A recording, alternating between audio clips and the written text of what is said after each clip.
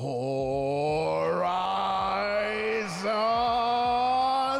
Thunder Sphere!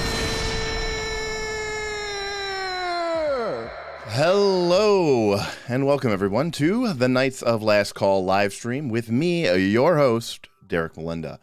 Hi, and welcome to everybody. I'm glad to be back. It seems like we've been off the air for quite some time, but of course, that is just because I, I killed everybody in my Rise of the Rune Lords game, and we haven't started up a new AP, and I was in Vegas for this last couple of days, and I picked up a cold. Hopefully you probably could hear a little bit on the microphone, but I may have to. I've got the mute button here just in case I cough, but it's not too bad. COVID test is negative, but for right now, we're treating it like it could be. So I'm kind of on a self-quarantine here. I just want to say, hey, hello. How's everybody doing? It is good to see everybody. And we did a good time in Vegas. We did pretty well. Lost some money. Won some money, lost some money on craps, and then was playing some Pai Gow poker, which I'm not going to get into the rules of it, but needless to say, it's a pretty interesting game. You push a lot, but there's like a little side bet you can make called the fortune bet, and if you have a really good hand, it pays really well. Well, I hit a royal flush with the Joker wild card, and that paid like out at like over $1,000. So that suddenly turned my trip upside down into a win. So that was pretty sweet. That was pretty cool. Really enjoyed that. And let's see what else we got. Who else do we have here on the chat? Let's see. We got Ben, we got Steven, we got Ryan, we got Floyd, we got William Brandis, of course. We've got Anthony, who is in here first. I am expecting this to be a pretty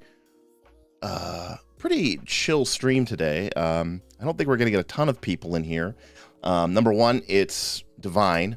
Number two, the channel has been sort of kind of in a free fall would probably be the wrong term to use, but it's been a little bit chaotic ever since the TPK. We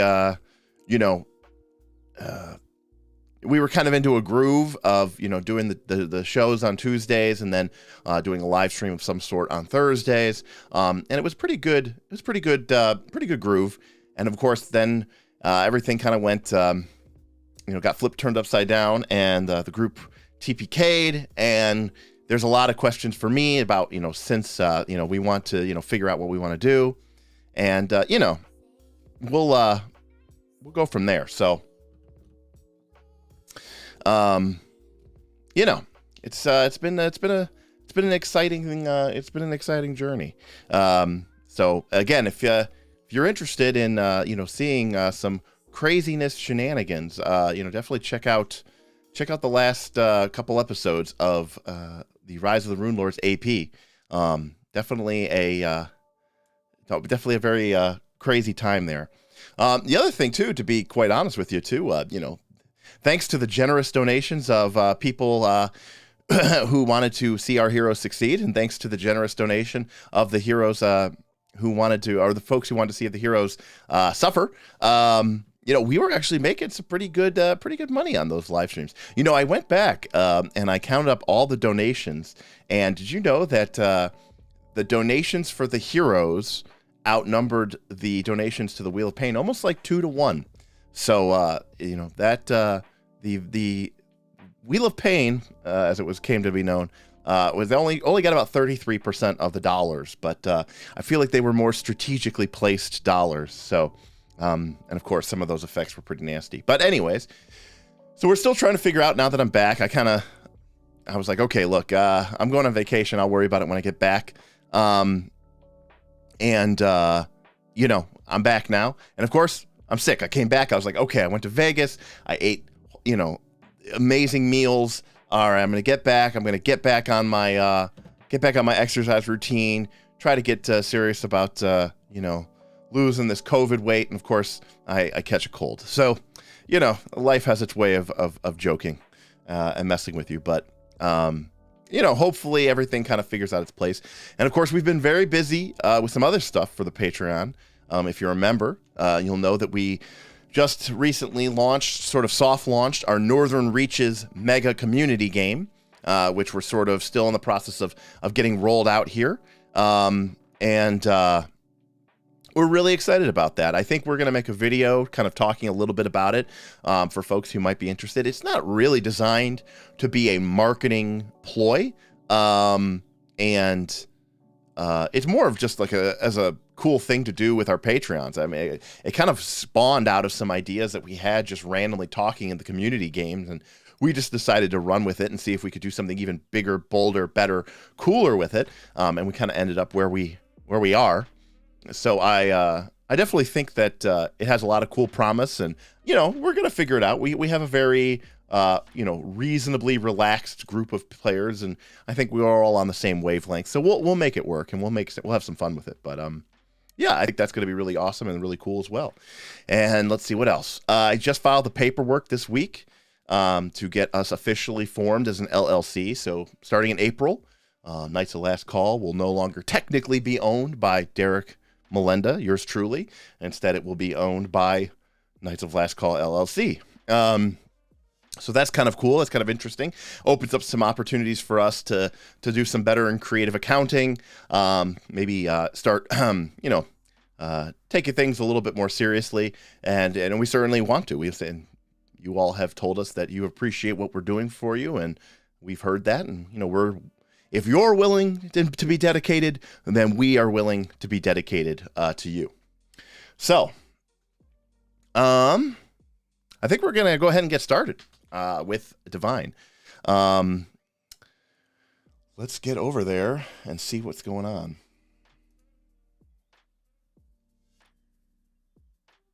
Now, of course, as always, if you are interested in supporting the channel, the first and foremost thing I would recommend you to do is to check out the link to our Patreon below.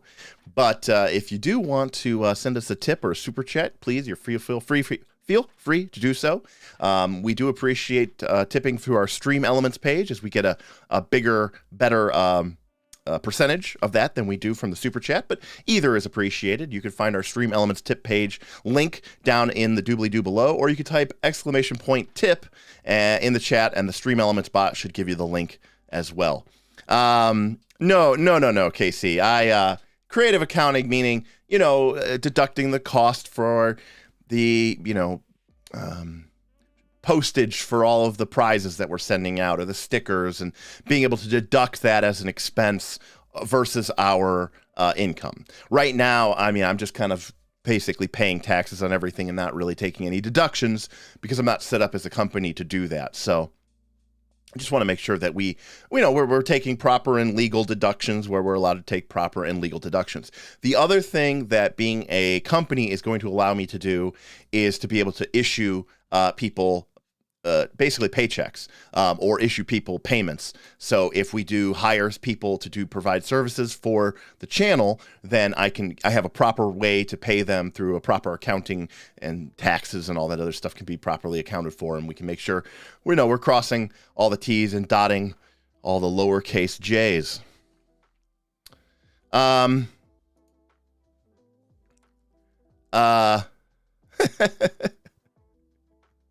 Right. If Bob thinks we should do something, it probably means that it's illegal. So yeah. But anyways, as always, if you ask a question or something like that, we'll try to answer it. But we are going to try to stay focused on the spells today. Actually, as I look at this right now, why didn't anybody tell me that this says level 2? All right, hold on a sec. Oh, because it's a watermark. Never mind.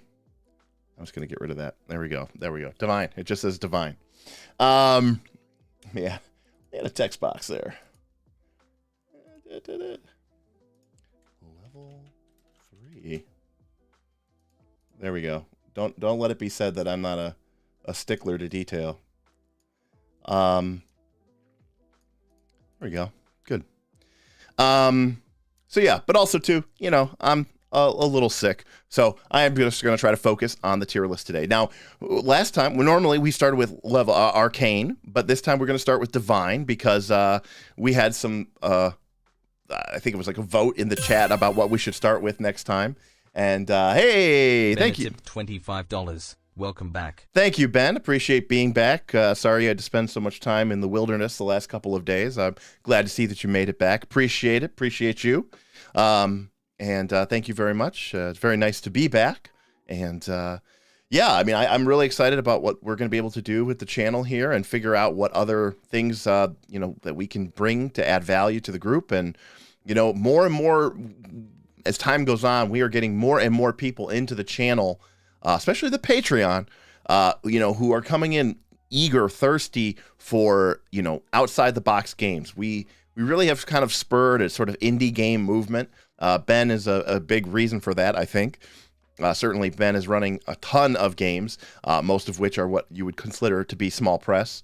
And I'm excited about it. And I think that, there's diversification of your gaming background can only be a good thing. So I'm really excited about it. But thank you very much, Ben. Appreciate you. So yeah, there's not too many divine spells, so this will be kind of interesting, because normally we only do a couple of divine spells because that's all that's left after we've already done the arcane, the primal, and the occult. But today we're going to be starting with divine level 3, and this is particularly interesting to me because I have a level 5 cleric right now. Now, of course, my level 5 cleric is a cleric of Saren Ray, and so has access to Fireball, which I'm sure we will get to.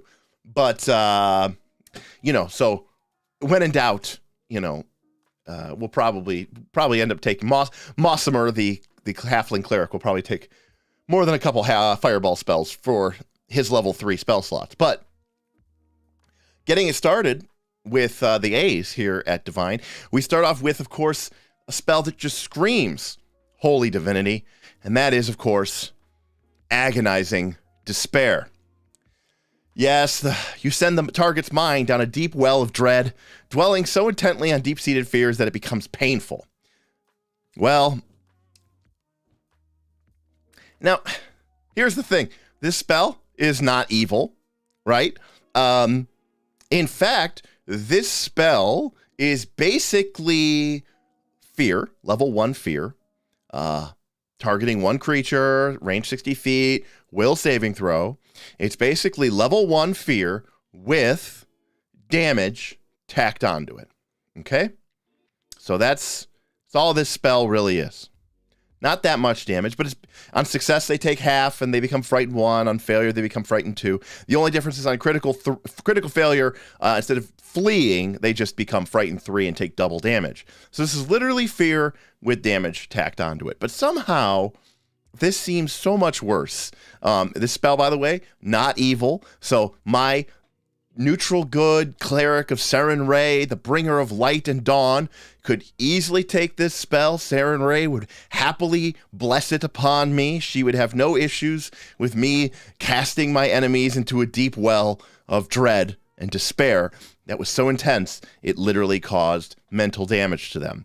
And I don't know. Sometimes spells like this are wonky and weird, but that's not what we're here to discuss, although we could discuss it. Let's talk about this spell. Well, the first thing you got to think about here is, oh goodness, Luke Crane in the chat, Luke people. Crane tipped $10. There are those amongst you who aren't pure. Those WHO have tainted the Great Wheel. They did not play in person, but invoked devilry with the vile machinations of the internet. They shall be burned. We have spoken. Oh, Luke Crane, very upset. He is casting agonizing despair on all of you.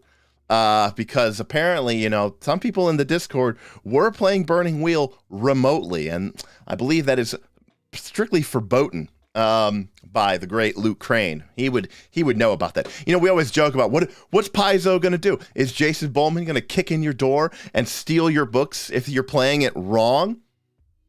Luke Crane would do that. So you know, you do have to be careful when you know what's the expression? You mess with the fire, you're gonna get burned. Well, when you mess with Burning Wheel, you're gonna get burned. Yeah, so this is emotional damage.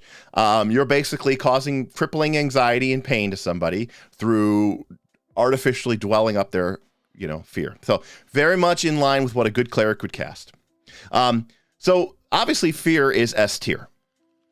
Okay. So Walker making a great point here. Any will spells that do damage and an effect are almost an auto B tier. And will, I do believe, on average, is the lowest save in the game. You are correct. So Walker is correct on all components. So level 3, yes, this spell is like being on Twitter. Exactly. Oh, hey, thank you, Reaper, for the super chat. 4d6 of decent damage type, frightened even on a success, scales well, B+ if not A, and besides, you've never gotten a withering glare from a nun. And you know what? I think Reaper and Walker kind of really, kind of hit it out of the park. Fear is S tier because it's level 1 and it scales really well. This spell, it being level 3, doesn't necessarily get that same benefit because it's not as low level, but the damage does scale up, and if you're looking to just add a little extra damage on a pretty soft saving throw type, which is will, I think the spell actually does really well. The fact that you can do some damage and you can do some additional mental damage, which is pretty, common. Now, or not common, I should say. There's not a lot of resistance to it.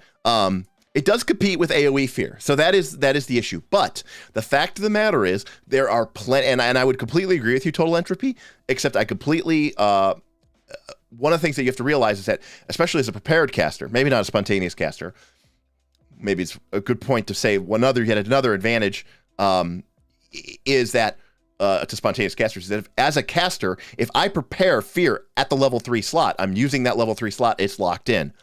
But if I am fighting creatures and I end up fighting one monster, maybe two, which happens a lot in Pathfinder 2, where you fight these single or maybe duo monsters, not like a group of them, then you almost feel bad that your fear is in that level 3 slot, and you would actually rather have agonizing despair. I also think it's a case where fear and the frightened effect is actually more useful against those single foes, because those are the foes whose armor class and attack bonus you want to lower the most. And so, it's not S tier because fear was S tier, even though it didn't have the damage, just because you're only using a level 1 slot to get that amazing effect. And it does scale up to the AoE. But using this as like a mid-range, kind of like an improved fear, you're just using a 3rd level spell slot for it, I think it actually is really, really solid. And I'm going to give it an A. I actually think it's pretty good.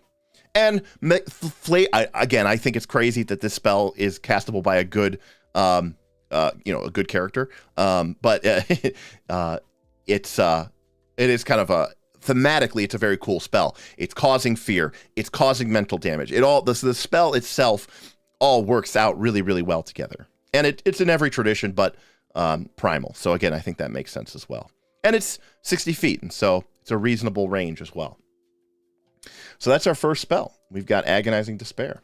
All right, our next spell is clearly a divine spell here. Bind Undead. All right, again, everything but primal. And it is one mindless undead with a level no greater than Bind Undead spell level. And you get control of an undead, and it becomes a minion. And it lasts a day. That's pretty cool, right? It's a short range. Now, let's be clear here. It's a mindless undead creature with a level no greater than the Bind Undead spell level. So at level 5, if you're casting this as a 3rd level spell, you could go get a level 3 monster. That's pretty good. Ironically, it becomes less useful as you heighten it, as you go up in levels, because, like if you heighten this to level 5, and as far as I could see here, there is no save. Yeah, this is really cool. Now, the only problem is that if you were to, as an equivalent example, if you were level 20, and you're casting this and you heighten this to level 10, you could go get a level 10 undead minion, which is 10 levels lower than you. So at level 5, at level 5, you can get something that's only 2 levels lower than you. Azulgathor, every spell can be heightened in Pathfinder 2. And this is a great example of a spell that, although it doesn't say that you gain any benefit from heightening it, the fact that it references its spell level means that if you heighten it, it would effectively be able to attack a different creature or more powerful creatures. I don't think you would get this as a Wand Reaper, only because you don't know necessarily that you're going to be encountering mindless undead that much. So I don't think you would take this. But there's no save. It's automatic. It lasts for a day. It gains the minion trait. I don't know. This spell's kind of sweet. It doesn't scale, though.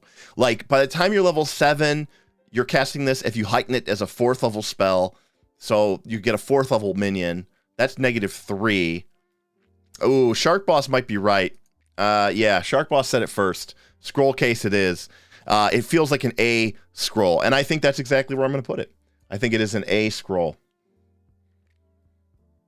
Yeah.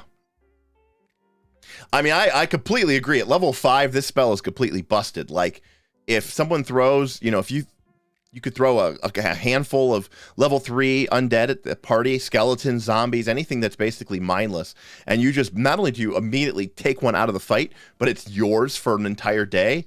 That's really awesome. That's very powerful. Kind of surprising. And it's from the core rulebook, too. And again, not an evil spell. So my neutral good cleric of Saren Ray can bind the undead and, speak a word of necromantic power and seize control of the target. So, seems pretty good. I actually like it. I do like it at scroll, though. If you, again, one of the advantages to being a prepared caster, obviously, if you know you're going up against a bunch of undead, you could easily prepare this and be ready for it. But having one in your back pocket, for like being that level in case you need to bust it out, I think it's pretty cool. I know what those are called. I think they're called Okafugi, I think. I should know that, but I don't. All right. Blindness is our next spell. All right. Well, a couple things. Short to range, fort save, incapacitation, right? But we should have known this and we should have expected this. Blindness is very powerful. A creature that is blind has a 50% miss chance against anything that it is targeting. A creature that is blind is flat-footed to all creatures around it. A creature that is blind, everybody can hide from it. And so being blind is pretty powerful.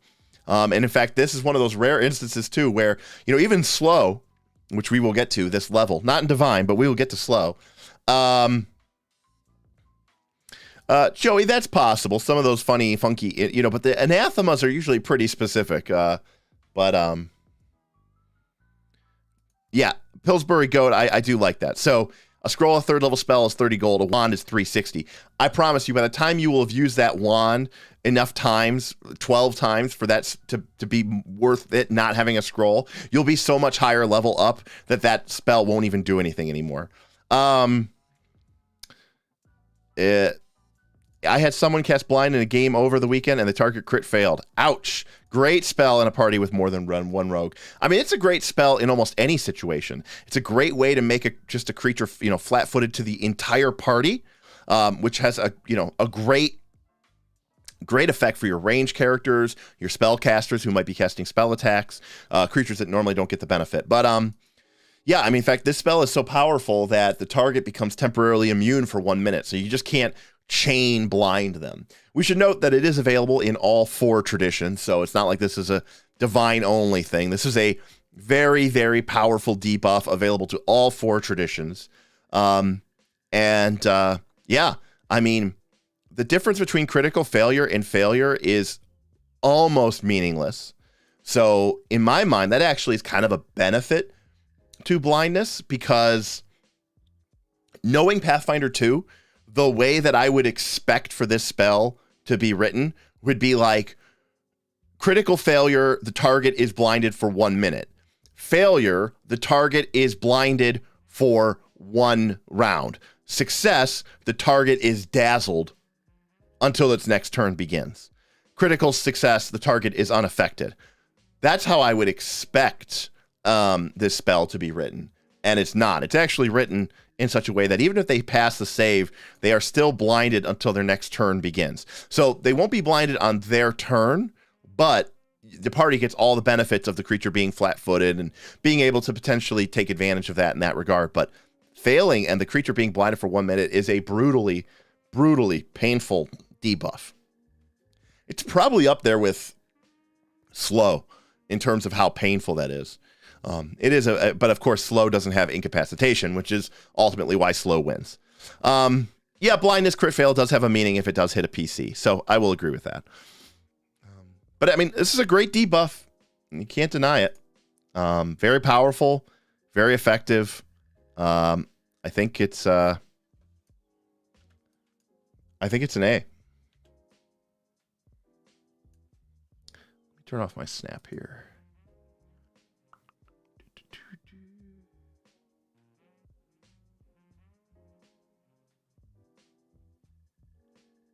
Okay. All right. So blindness, A. It's pretty good. I think we used blindness in one of our most recent adventures, and it was pretty effective. It was actually really, really good. All right. Next is Chilling Darkness. All right. So this is a divine only spell with attack, cold, darkness, evil, evocation. Okay. So this is one that my cleric cannot cast. It is a 120 feet. And this is basically the opposite of Searing Light. You shoot pure unholy energy.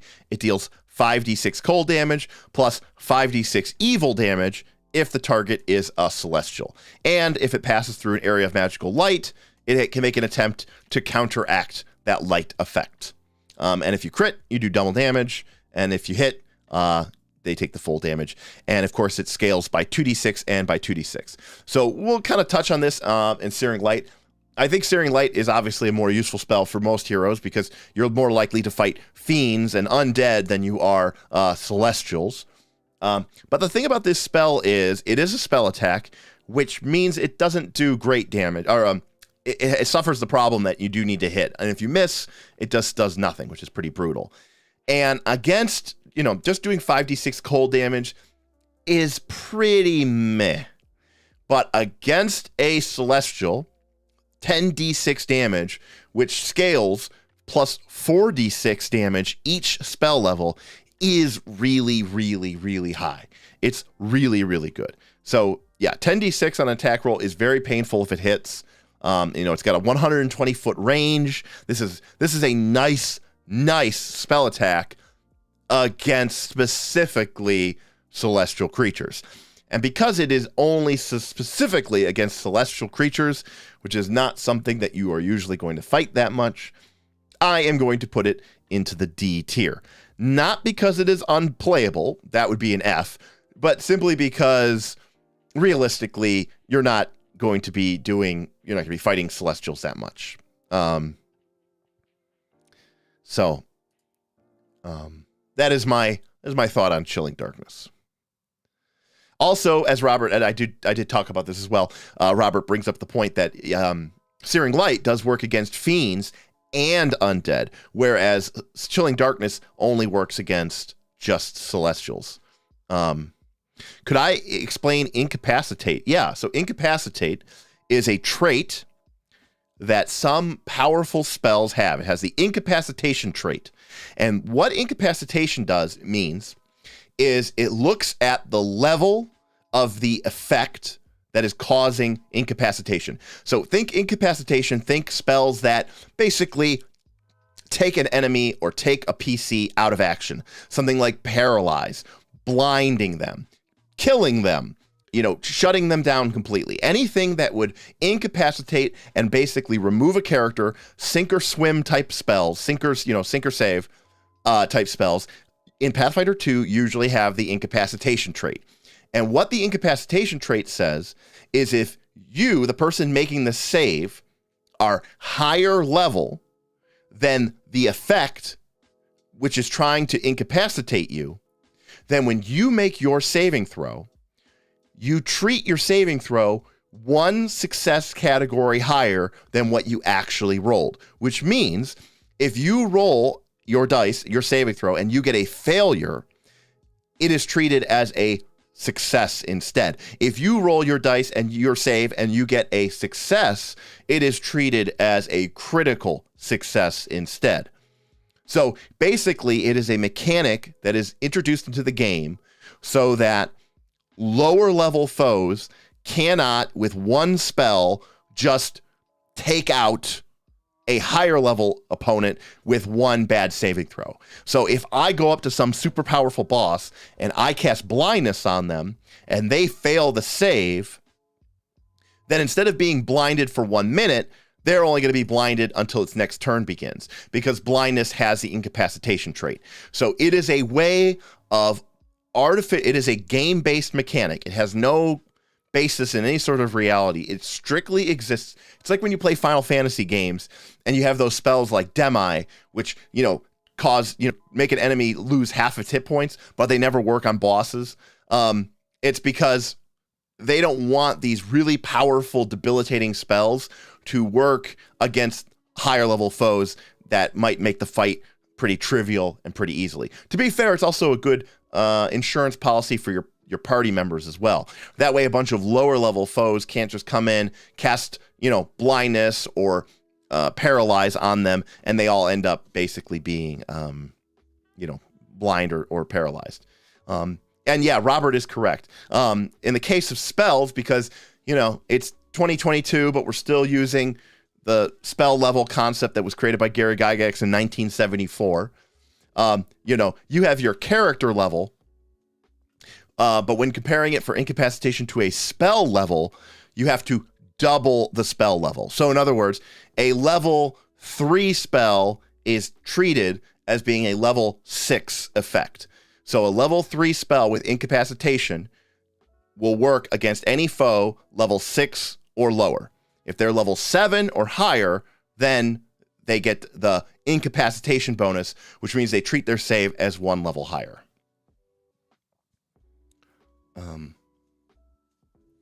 Yeah, it does create a weird wonky effect, as Robert sort of suggesting it before, which is like when you get to level 5, you're a level 5 party member, you get access to level 3 spells, which are treated at being at level 6 of effect because it's double the spell level. So you can actually, at level 5, incapacitate creatures that are 1 level higher than you because, your spells are treated as being at power level 6, even though your character level is treated at power level 5. It is a wonky bit of rules text, I will agree. And definitely, if you're new to Pathfinder 2, it's worth spending some extra minutes figuring it out. All right, our next spell is Scuttle's Circle of Protection, which, because it references alignment, gets the uncommon tag. So this is a pretty good spell. It's 3 actions. It lasts for a minute, and it's a 10-foot emanation around a touched creature. And basically, this is the same thing as Protection, which is level 1 spell, which only targets 1 creature. But basically, you choose Chaotic, Evil, Good, or Lawful, and then the creatures in the area gain a +1 status bonus to their armor class against attacks from the chosen alignments and to saves from the such creatures. So, 9 times out of 10, you're going to probably pick Evil. And basically, 10-foot emanation centered on a touched creature could end up basically giving everybody in your party potentially +1 status bonus to AC and +1 status bonus to saves from, let's say, evil creatures. Now, it does increase to +3 against spells that directly control your target, such as Charms and Dominates, as well as attacks from summoned creatures. That doesn't come up that often. But, it could happen. But the big thing, the most important thing here is getting a +3 bonus to things that directly control the target. That's pretty sweet. I mean, that's a lot of your really annoying type effects in the game fall into that category. Command, Charm, Suggestion, Dominate. These could all be very, very annoying effects. And the fact that the bonus scales to +3 against that is pretty good. But a +1 party-wide bonus is pretty nice. And if you go 1 level higher when you heighten it, the duration increases to a whopping 1 hour. And that is getting some real bang for your buck. We've talked about it before on this channel, but there are a lot of ways to gain attack bonuses to your attack roll. You can use the aid action. You can, cast spells like Heroism or Bless. There aren't as many good and convenient ways to really gain a bonus to your armor class outside of the potency runes that you put into your armor. Gaining circumstance bonus to your armor class really comes down to shield or no shield, or parry or no parry or cover. That's about the only way. And then in terms of spells, in terms of status bonuses, honestly, there's only like 3 or 4 spells in the entire game that I'm aware of that actually give you plus a status bonus to your armor class. There's Protection at level 1, Circle of Protection at level 3, and then I think there's some sort of like Holy Aura spell at like level 7 or level 8, which I think is +2. So, being able to gain a benefit like this and gain it to your whole party for an entire fight or for multiple fights when you just increase it by 1 spell level is pretty great. And the fact of the matter is, most of the things that you're going to be fighting are evil. And once you're in a campaign, you should know that, oh, okay, we know that these creatures aren't all evil, but they are all chaotic. So we can pick chaotic. So yeah, I think this spell is really, really great. I think it's really strong. I think that kind of party level protection is huge. And I think this is a solid A. So pretty sweet. I like it. All right, we got a Secrets of Magic spell called Claim Curse. This is a touch spell that targets 1 creature who has been affected by a curse, which is, just a handful of effects in the entire game. We got these curses here. We got these curses here. And we've got these spells here that count as curses. Remember, you always got to remember your traits or your tags or your trags, as I sometimes call them. You'll never know when something... See, Warrior's Regret doesn't say curse, but it is a curse. Clownish Curse says curse, but it is a curse. So you do have to check your traits. It can be kind of annoying. Yeah, so instead what happens is you draw someone's curse into them, into you. and it doesn't get better. And for 5 minutes, you're affected by the curse, and the target isn't. And then when it's over, the curse goes back to the person normally. So this spell is absolutely horrible. And it goes straight down to F. It literally does nothing, and it only lasts for 5 minutes anyways. So even if it was some sort of like cool, like I'll take the curse onto me and I will live with this, you know, everlasting wound, so that you can go and be awesome. Like, it doesn't even do that. It lasts for 5 minutes, and you can't heighten it. So it's like, hey, thanks. I just wanted a 5-minute breather from the painful curse which has been following me around my entire life. And you're like, yeah, no problem, man. This is bad. By the way, it doesn't even take all the curses. It just takes one curse. Oh yes, Ryan, that's a great example. Inspire defense from the Bard is probably the only other source that is very, very good. But that is limited strictly to the Bard. So that is a good point. That is a good point. So that spell's just horrible. All right, the next spell is Crisis of Faith, a divine-only spell. Man, Divine loves assaulting people's mind, huh? We assault their faith. We riddle them with doubt and mental turmoil. Like, it's kind of scary how many spells in Pathfinder 2 are really actually quite evil in the way that they are approached. Oh, Ryan, to be clear, I just think the Bard, I love that part of the Bard. The Inspire defense, the songs, the cantrips, that part of the Bard, I think is really, really, really awesome. I don't like the occult spell list and it being connected to the Bard. So that's the difference. But that is the difference. Okay, here we go. So this is a single target 6d6 will damage spell, and it does a whopping 6d8 if they can cast divine spells, which is almost stupid in that this is such a minuscule amount of difference. And then if they could cast divine spells, they are stupefied for 1 round, which doesn't prevent you from casting spells, by the way. It just makes it a little bit tougher and has a small chance of failure. 66 single target damage is not impressive. Even against a divine caster, obviously this spell is useless. 66, 30 foot. It is personally very limited. Against a divine caster, this spell would probably be okay, but those are pretty rare, even in the grand scheme of things. And even against a divine caster, I still don't think it's that good. They only get an additional penalty if you fail. It's a will save. They're a divine caster. They probably have a great will save. And even then, they're just stupefied 1 for 1 round. That's nothing. The spell isn't an F because it does do something, but it's pretty bad, and I'm going to put it into D.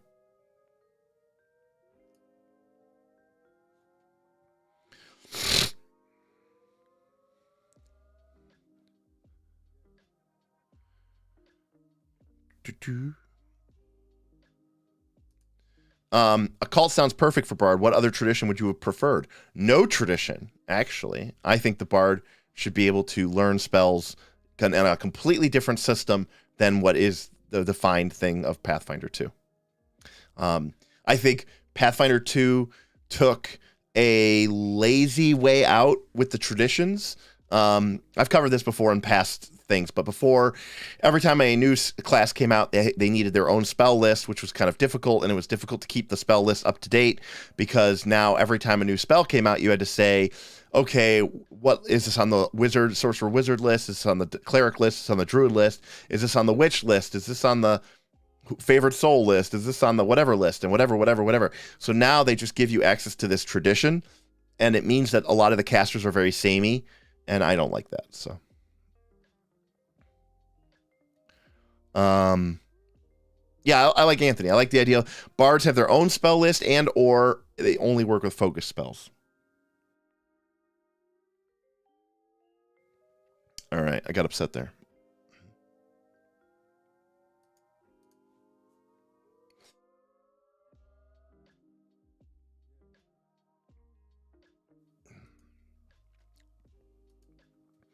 All right, next. Dream message. All right, well, what do we got here? All right, you can cast it in 10 minutes. The range is the whole planet. It has to be a creature you know very well. Well, you have to know their name and you have to have met in person. And you send it to their dream. And then if they receive it, the spell ends and you know that the message was sent. Well, it's more of a it's more of a GM spell, right? I mean, a PC obviously could use it, but you know, I feel like this is more often than not sort of more of a plot adventure type spell. Like, you're not going to take this in your daily preparation. You're not going to cast this so often that you would ever have it in a wand. You're definitely not casting this. You're not going to be like, oh man, I need to dream message right now, and you're going to pull out a scroll. So even though I'm putting this in the GM list, it's more that it's kind of speaking to the fact of like, this is for like, you know, for a narrative, for a cool moment, for reaching out. And it is pretty cool in that regard. So I think, you know, I think GMB is pretty cool. That's true. There is no save. So you could just keep trolling somebody like right from and there's nothing they could do to stop this. Reaper with the super chat. Reaper says maybe rework the bard so that it has its own special list like Elementalist, having to do with auditory, sonic, and emotion spells, like an enchanter type. Love it. Love it. Part of my big problem with the bard having access to the occult spell list is they get access to so many of those weird occult spells that have more to do with, like, you know, tentacle horror and pain resonance and, you know, creeping darkness, chilling, bleeding coming out of your eyes, having nothing to do with the archetype or flavor of the bard. So I think auditory, sonic, and emotion is absolutely where the bard should be. I agree, Paul. Very much a downtime spell, not something, you know, and again, it's not something that it's more of like a campaign, a world building type spell where, you know, you're going to be like, oh, we must alert our allies to the west. You know, it's like, it's the Game of Thrones equivalent of sending a raven. Right? Again, it's stupid, but we talked about this in our Absalom City review. But with this spell existing in the spell, or in the game, everyone but Primal could take it. It's level 3, so it's level 3, so it's not that high of a spell. And of course, if you heighten it to level 4, you can mass text SMS people. But like realistically, high level clerics, high level wizards, throughout the world would be using this spell to communicate to each other, you know, every night. Like every morning when you wake up, you would have like a book by your, you know, your bedside to write the messages that you've received. And so, you know, if something happened, like an army's attacking from, you know, 100 miles away. Hey, thank you, Damien. Thank you for the super chat. Appreciate it. Who are you to say what's appropriate for a bard? My bard rocks out to Joy Division and The Cure. Thank you very much. All right, fine. You want to be an edgelord bard, you can be an edgelord bard. But most people, when they think about a bard, they are more thinking of these sort of, not necessarily these sort of dark occult things. So, also, I think that the bard being a spontaneous occult caster is like, you know, then the sorcerer can be a spontaneous occult caster, and it's like, what's really the distinction between them? I don't know. Sorcerer steps on a lot of toes. But anyways, dream message could be like, fantasy smartphones, right? Like, this is how, like, okay, something happens and it's like, oh, I'll send a message to, you know, tonight. Actually, I don't even have to do it. They'll get it tonight. But right now, I'll send a dream message to 10 people, to the generals of every army. You know, they'll just, you know, receive messages during the night. You know, it's up to a minute of speech. 150 words. So you can get a lot of information across. And there would be this sort of global dream message network, realistically. But so it is cool, and it should fundamentally shape how the entire campaign, works. But it doesn't. We just pretend like that spell doesn't exist. Okay, so here we have a kind of a wonky spell. Familiar's Face is just for your animal companion or your familiar, which I don't think is as common amongst the divine casters. But basically, you get to scry from your familiar's location, seeing what it sees, smelling what it smells, etc., etc. And if you cast a spell with the revelation trait, such as see invisibility, you gain that spell's effect through your target. You can even speak through the target with a voice like your own, but it takes on some of the timbre and character of the target's growls or squawks. Man, they really get so detailed in this information, don't they? You don't need line of sight or line of effect to your target when you cast a spell. Well, that's nice to know. It's a cool spell. Again, I almost argue that it falls into that GM category, maybe like a GMC, where it's a cool way to, I mean, I guess it's a scrying sensor. I guess you could use it to gain some information. Probably a scroll. Scroll C.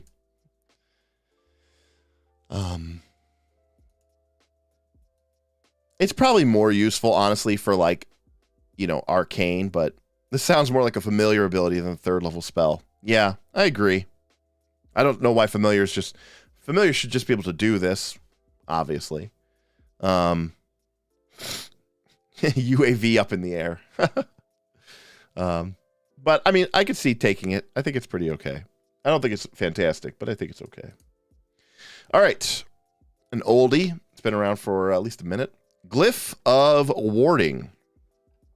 Everybody gets this one. It's a 10-minute casting time, and it creates an unlimited duration Glyph of Warning targeting either a container or a 10-foot by 10-foot area. And basically, there you go. It's mostly for scrying and animal companions. Okay. So when you cast a spell, you also have to cast a different spell of lower spell level to store the glyph. And then when you set a password or a trigger, and then if somebody comes to it, boom, it blows up. I mean, this spell is kind of cool in that you can basically get to make magical traps. Obviously, it doesn't say heighten, but you can heighten it so that way you can cast higher level spells into your Glyph of Warding. Like if you cast this as a 4th level spell, you could put Fireball into your Glyph of Warding, for example. Yeah, I mean, it's a magical trap. It uses your spell DC in order for people to notice it. And of course, it's one and done, but you could set a password or a trigger so that, you can potentially protect an area. You could create an ambush. You could, guard your personal domain or your in-room. There's a lot of cool stuff that you could really do with this. So there's a lot of creativity here. By itself, the spell itself doesn't really do a whole lot. I don't know that you would ever really need it so much that you would take it in a wand. It's certainly not something that you're going to pull out in a desperation moment and put into a scroll. So I think this is an example, again, it's not just for GMs. It's obviously for players as well. But it's almost like a GM spell. But I'm gonna kind of put it in the player group anyways. But it's really more about, like, because there are some tactical uses for this spell. Like, I agree, the container is vague. What does that mean? But I mean, a container, theoretically, you can't do a door, but you could do a container. So I don't know exactly what that means, but I mean, traditionally, right, we think of these things, we think of this being cast on like a chest or a safe or a cabinet, but yeah, I don't even think that's a great example of it, Robert, because I think that you really have to have a whole plan to use the spell. This spell is the definition of being prepared. It's not a spell that you just pull out of your ass. So, Kieran, I like that. I like that a lot. player C, GMB. So I'm going to put it in the C group, but I do think that it does serve a good role in the GM role world of sort of having magical traps be very populated in, say, a wizard's tower or an evil cleric's domain, because they've been casting these Glyph of Warding, and why wouldn't they be? Now, granted, okay, this spell is unlimited, duration's unlimited, you can set a password or a trigger, and there's no limitation, and you can have the maximum number of Glyphs of Warding you can have active times equal to your spell casting ability modifier. So there is no reason why, if you're an evil cleric or an evil wizard or even a good wizard or cleric, you shouldn't have 4 or 5 or 6 of these things on all of the areas that you expect people to be causing you trouble, because you can have that many up there. So, well, Joey, there's still that limitation, right? You can still only have up to 4 or 5 or 6 glyphs, depending on your highest spellcasting bottle. So, all right. All right, next is one of the big spells of Pathfinder, big spells of Pathfinder 2. Heroism. We've talked at length about how important bonus types are in this game, and there are 3 bonus types in this game. Circumstance bonus, which you get through feats and actions like flat-footed, cover, raising a shield, and of course the aid action. Item bonus, which comes predominantly through your magical items, sometimes some elixirs or alchemical items, but mostly it's going to be from your magical items. And then status bonus, which comes from spells predominantly. And Heroism is the top line status bonus spell in the game. It gives you a massive status bonus to attack rolls, perception checks, saving throws, and skill checks. So basically everything but your armor class and your DC. It lasts for 10 minutes, so it easily casts before a fight. It could potentially last for multiple fights if you aren't using 10-minute actions to treat wounds or refocus. And it scales up pretty nastily. And again, in a game where +1 or +2 is very, very powerful and very important, this spell, it gets the job done. It's actually very, very powerful. It's not fun. It's not, I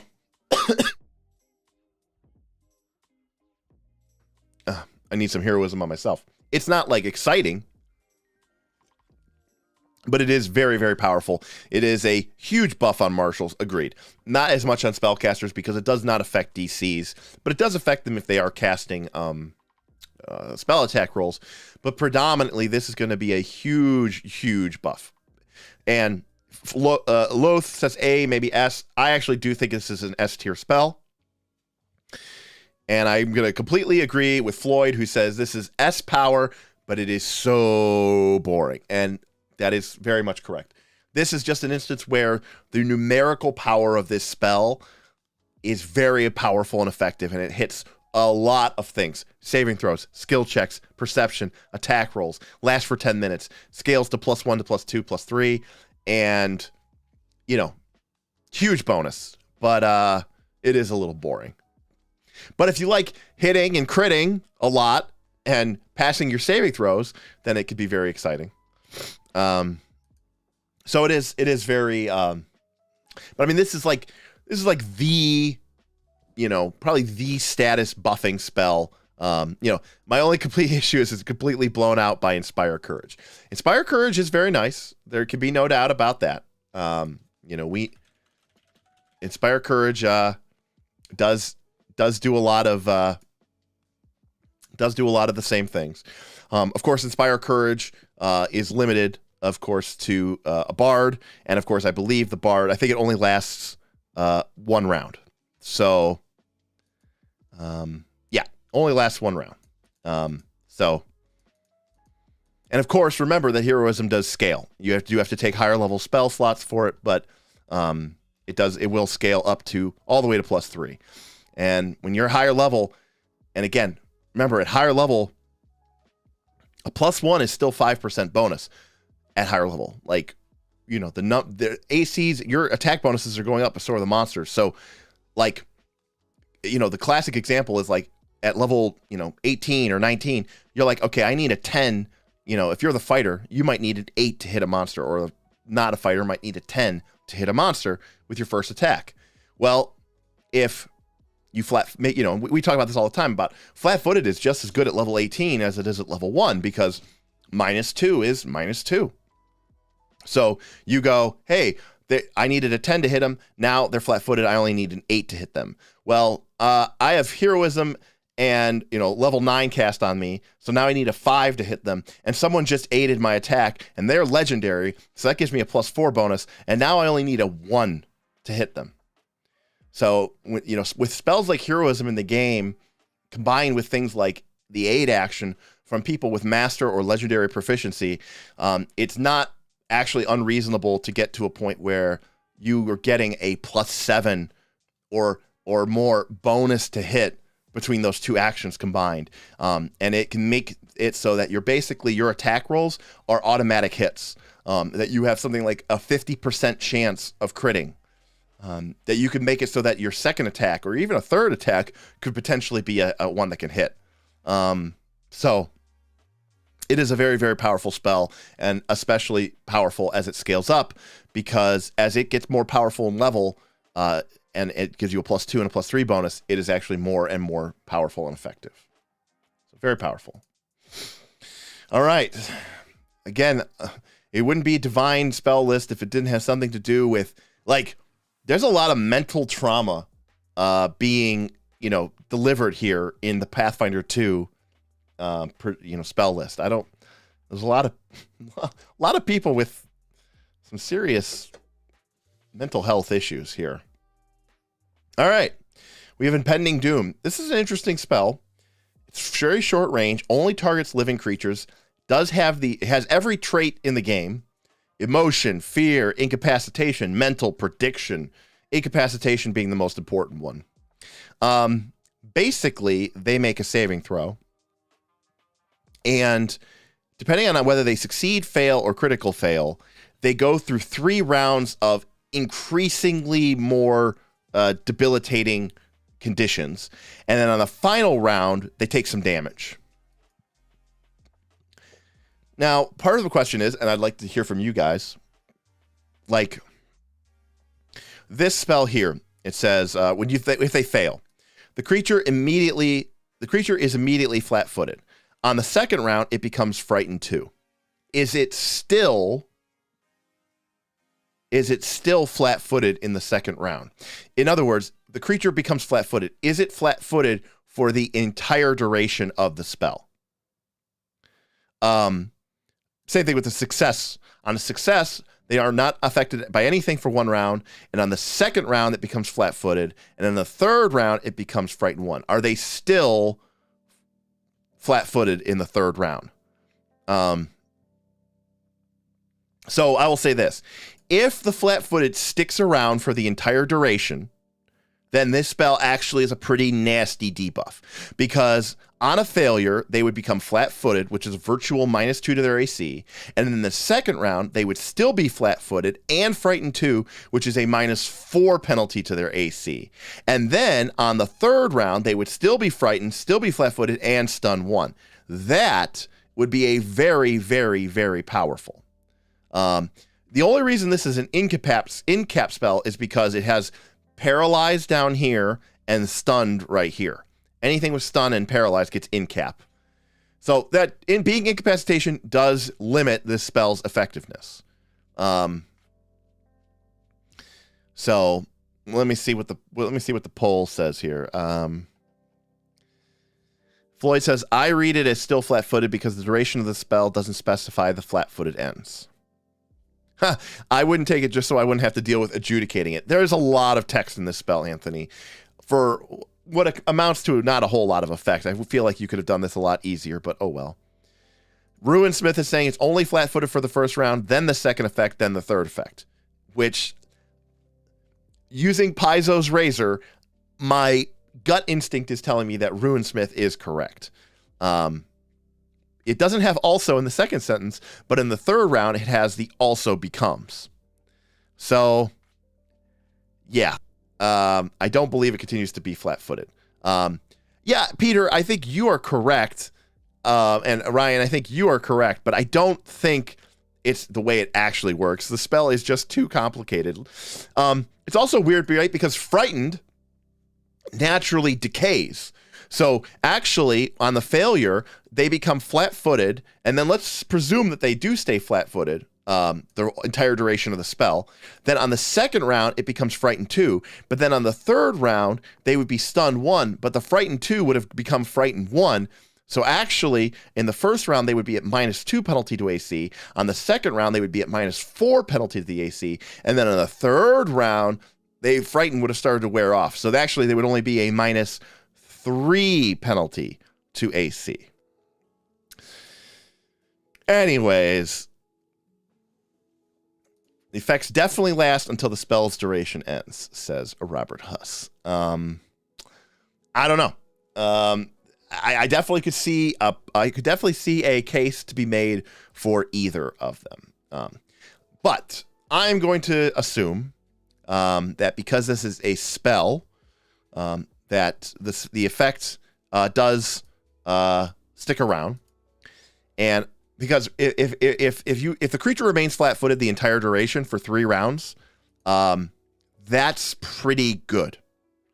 The damage, I don't know if the damage is competitive, Runesmith. 66 single target is not a ton of tough stuff. But hey, welcome, Gareth.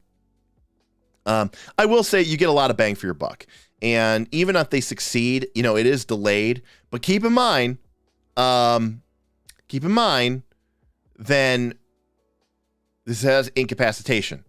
So, if I cast this on a boss monster and they basically fail the save, so they basically succeed at the save, then they're not going to be affected for 1 round, so I do nothing the first round. But the second round, they become flat-footed, and then if we assume that flat-footed sticks around, in the third round, they would be frightened 1, and then finally at the end of that third round, they would take half damage.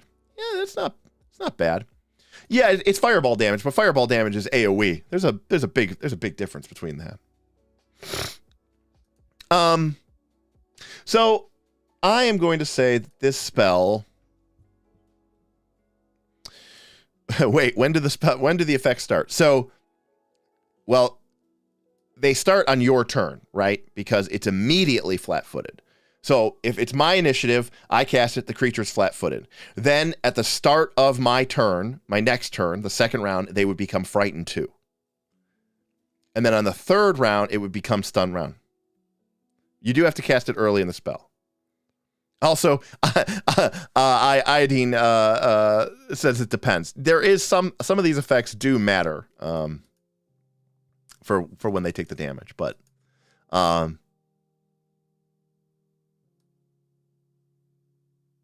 typically when you cast a spell with a duration, right, the time triggers from when you cast it. So I would assume that, when I cast it, the creature becomes flat-footed. That 3 rounds is counted from my initiative position. So it would become flat-footed on my turn. Then on my next turn, it would also then become frightened 2. And then on my third turn, it would become stun 1. And then at the end of the third round, it would take the full damage. Yeah, I mean, you got to get it out early. It does have incapacitation, though. I cannot stress this enough. That really does limit what you're able to do with this. You're usually going to be casting this, theoretically, to get the best bang for your buck against even, equivalent level creatures or weaker creatures. And then that means that in order for you to get the full bang for your buck, the creature has to live for 3 rounds. And quite frankly, that is saying a lot in Pathfinder 2. But the combination of all these things stacking is pretty powerful. And I think that is going to get it a B. The combination of damage plus debuffs plus stacking debuffs plus a stun, yeah, I think it's pretty good. I think the reason it's not A, Runesmith, is because it is incapacitation. And spells that do debuffs like this usually want to cast on boss-type creatures, where it would be the most effective. One of the reasons why Fear is S tier, for example. The fact that this has incapacitation means that the creatures that you really want to frighten and flat-foot and stun and all that other stuff too are creatures that are even a level or 2 higher than you. And, well, unfortunately, this spell is going to be fairly ineffective against them.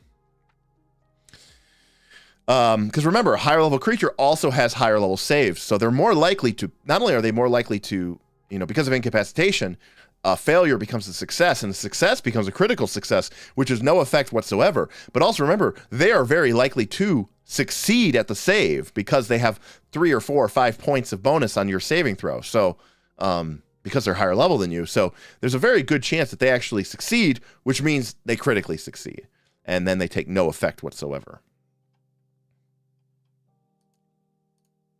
All right, next, Life Connection. It's a contingency spell, which I think are pretty cool. You cast it, and it lasts for 24 hours against a living creature, and you place a failsafe deep within the life force. And you can sense when the target takes damage, and when the spell is complete, you get the Defend Life reaction, which you can only use once.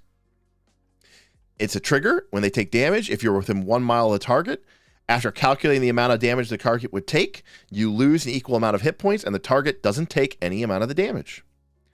I mean, that's kind of cool. I think that's kind of cool. This is a great, fail-safe, cleric pulls it out, lasts for 24 hours. I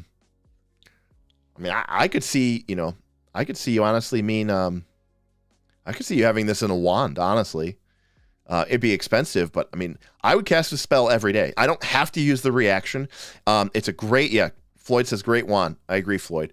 I don't have to use the reaction, but if I cast this on a soft caster, like a mage or a sorcerer, a wizard or a sorcerer, and then exactly, you can use or you can even cast it, like you said, on your frontline caster or frontline combatants, and then you've got your 8 hit points if you're a cleric, your 8 hit points if you're a druid. So you've got a fair amount of hit points, and you're not maybe using them as much because you're in the back line, but you could still, that big crit, and you're like, oh, well, it was a 55 damage crit. Well, I've got 80 hit points or, 65 hit points, but I'm going to take that instead. I think that's amazing. I think this spell is great, honestly. I think this spell is really awesome. I don't even know. It's also a reaction, which is nice. It's 1 mile, so you don't have to worry about the shield other, which has this crazy 30-foot restriction. It's 1 mile restriction, and you can sense whenever the target takes damage. So it's almost like a passive thing because you're kind of in a way being able to understand even if you don't use the spell for what it was intended for, you at least understand if the target is in trouble. I don't know. I could see S tier wand. I could see A tier wand. Now again, remember, a level 3 wand is very expensive, so you're going to take a while to get there. But obviously, when you get to the high enough level that you would want to be able to cast this, that's when you can afford the wand. But in the meantime, you're casting it. So I think the question is, as a wand, is it S tier or is it A tier? Let's ask the community and see what you guys think. All right, let me know. Vote. I'll give you guys a few minutes.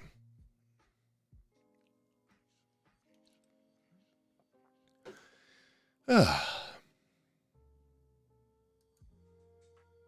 the meantime, if anybody does, we're about halfway through our divine list. Again, divine, not a very long list. We're getting higher level now. The spells are going to, the spell lists are going to get shorter.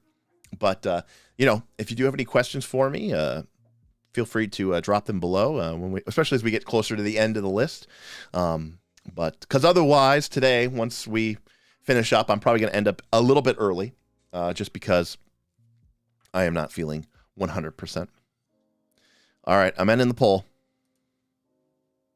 Robert, I couldn't agree more with you that this spells everything I wanted Lifelink to be. We had a life mystery druid or life mystery oracle in our party, and it was very disappointing. All right, we got A tier wand, and you know what? I'm okay with that. I think that works out for me. I think that's pretty good. Good job, chat. Oh boy, I'm excited to get back to these. I think. All right, let it be known that Damien voted S. All right, it would have been closer. I'm excited with these S tier, or sorry, S tier. These level, now that we're in level 3, I think the streams will go a little bit faster, a little bit more, you know, we'll be able to get through them faster. But I think also being able to get to some of the high level spells is going to be really exciting for me and for the audience. All right, Locate is our next spell, and again, this is a classic divination spell, so it is uncommon because you might use this to, you know, actually be useful and discover something and figure something out in a campaign, and they may, you know, your GM may not want you to be able to do that. So we are on Locate, Golarion. Locate is awesome. It always has been awesome.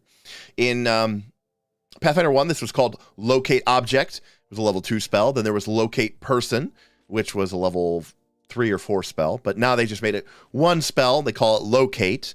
And then they let you heighten it to basically virtually become Locate Person. So this is basically Locate Object.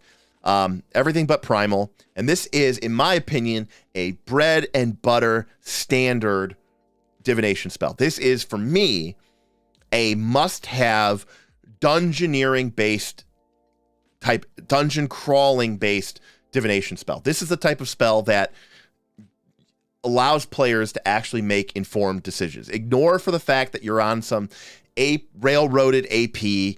Okay, if you are playing a dungeon-based game and you want to, you know, you're going into a dungeon because you want to find a magical sword, or you're going into a dungeon because you want to find some, you know, mystical gem that you heard about.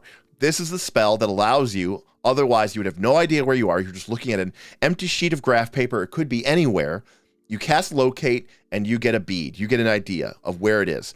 And, you know, if you know what it looks like, then, and have an idea of what it looks like, then you can find it. And it'll either find a specific direction to the target, such as a specific object, or the nearest target, such as magical sword. In fact, when we used to cast this, we would make sure that we didn't have any like gold coins or like platinum coins in our belt pouches. And then we would cast, you know, Locate Platinum Coin, and it would locate, you know, point us in the direction for the nearest platinum coin. So at least we knew we were headed towards a treasure. And of course, as with all, you know, classic divination spells, if there's lead, and I like this added here of running water between you and target, it can't object it, or can't locate it. So they added this running water one here, which is kind of cool, which is kind of interesting, but there was always that thin lead sheet that would prevent it. I love spells like this. I think spells like this are really awesome. The duration is even sustained. So once you've cast it, you can just kind of, you're like a radar detector, and you can use it to sort of triangulate where you need to go as you move through the dungeon. 500 feet is perfect size for your typical, you know, it's not going to help you find something in the middle of a trackless wilderness, but on your typical graph sheet size paper, you know, this is the spell you want. Spells like this in the game remind me that this game system, like 5th edition D&D, are still at their heart designed around on, you know, underground or adventure site-based location dungeon delving. Yes, that is true. Sustain without a time on it means 10-minute max, but you can walk a long way in 10 minutes in Pathfinder 2. So interesting. Okay, cool, Reaper. Found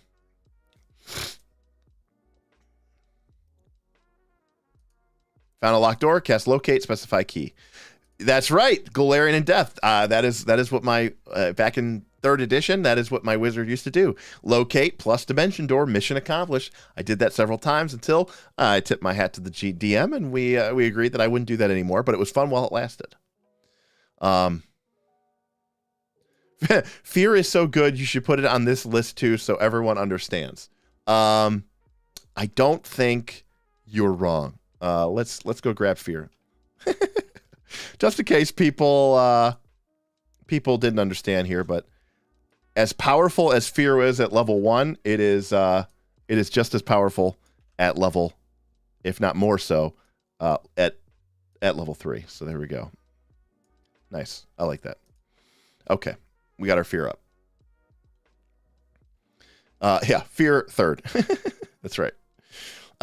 So Locate. I like it. I think it's really cool. I think it's really awesome.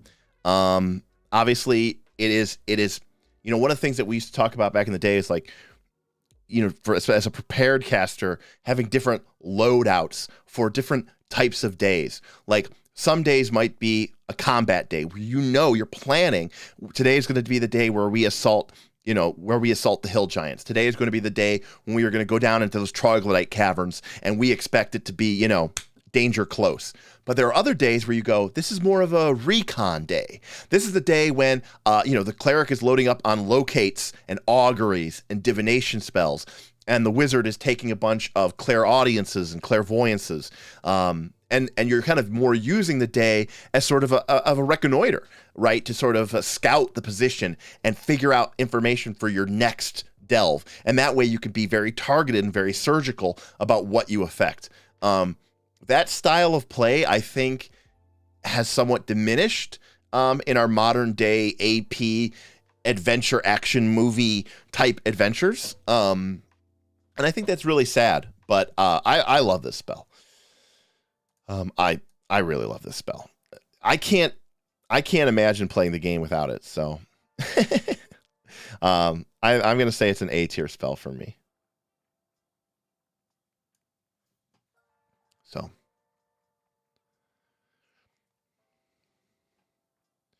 All right, our next spell is Mind of Menace. All right, another contingency spell. You ward somebody. And you get a reaction to fight with fear. A creature that you can see uses a mental effect against you. The triggering creature must attempt a will save with effect. All right, so if they fail the save, you get a +2 status bonus to your saving throw, and the creature is frightened 2. Now, this is not as useful as the life connection because, you know, look, life connection is going to be handy when anybody's taking damage. Guess what? That's pretty common in Pathfinder 2.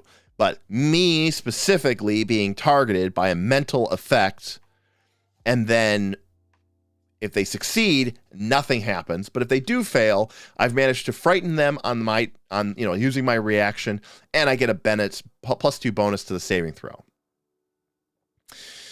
I mean, this is okay. I don't think this one is nearly as great. I can honestly see myself not casting this one. And I believe you can only have one contingency spell up at a time. Yep, you can only have one spell with the contingency trait up at a time. You're going to say BC one. Frighten reduces by 1 at the end of their turn. Yeah, so they're frightened. They're frightened 2, and then they're immediately frightened 1, Loth. So that is actually very true for Loth.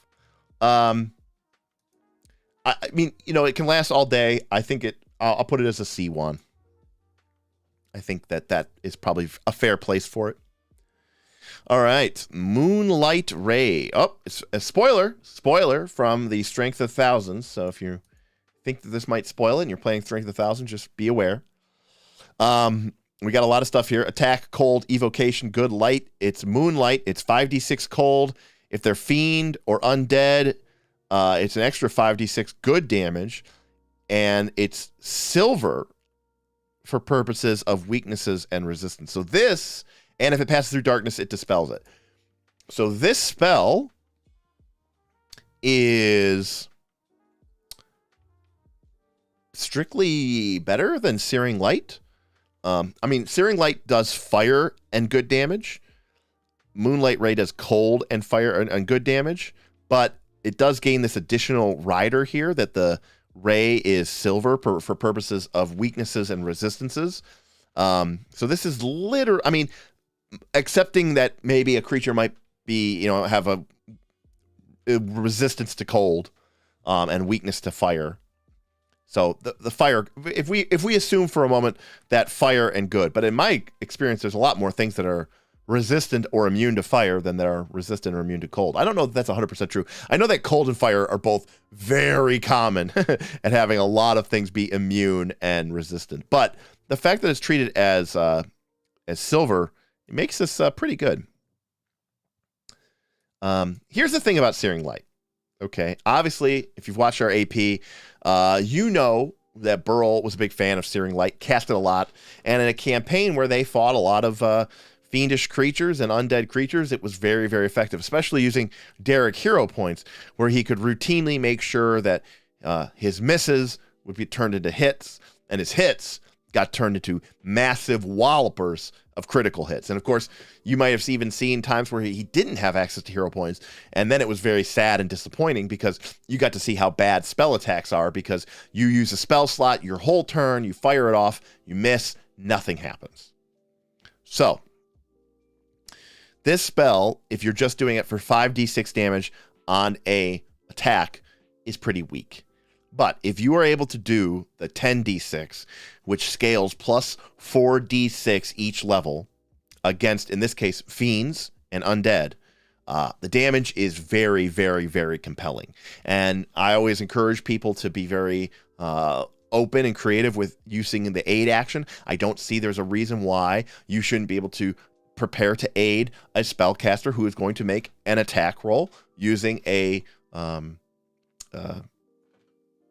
spell attack. So maybe your character aids the spellcaster that's about to cast Moonlight Ray because you want to make sure it hits, and even better, you want to give it the best chance possible to critical hit. Yeah, great to fight devils. That makes total sense with the silver, the silver damage purposes, and of course they're immune to fire. So this is cold and it's doing silver damage. So fantastic against devils. So really it comes down to how effective do you think these spell attacks are? My personal take on them is they are just okay.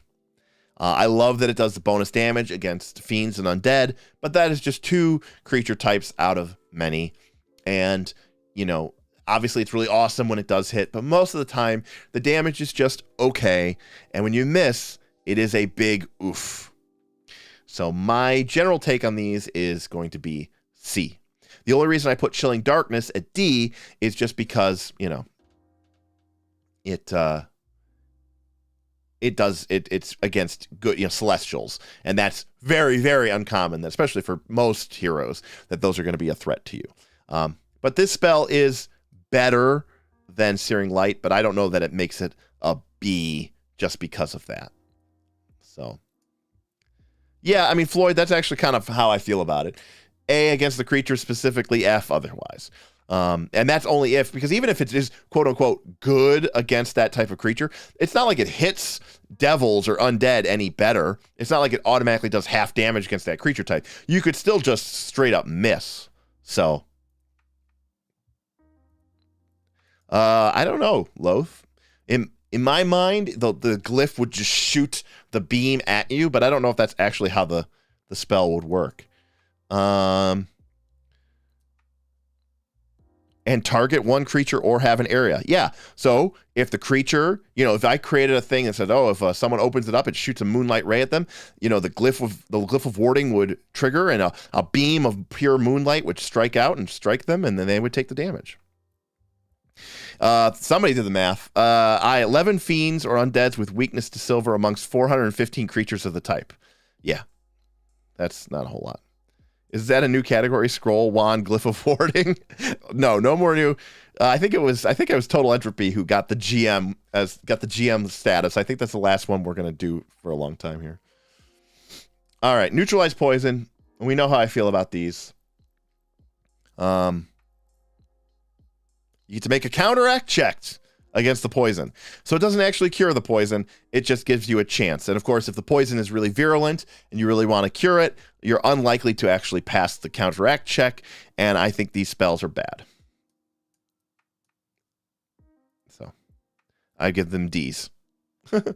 I don't like that they're used in this way. I don't like how the counteract effect works for spells that are specifically designed to handle a condition. If it said something like, make a counteract check against the poison with a +5 status bonus to your roll, or a +5 circumstance bonus to your counteract check, I would consider them to be much better. But making just a broad counteract check with no additional qualifications makes these spells extremely bad. Like, taking that spell is already arguably bad because if nobody gets poisoned, the spell didn't do anything the entire day. But then the situation is almost worse when you take it. Someone does manage to get poisoned. And then when you finally use 2 actions on your turn to cure them of your poison, you can't even overcome the counteract check and you do nothing with your turn. It's very poor design. All right, we've got another weird Pathfinder 2 spell. It's Organ Sight. Yes. You target a living or undead creature as long as it has organs. I don't even want to read this spell.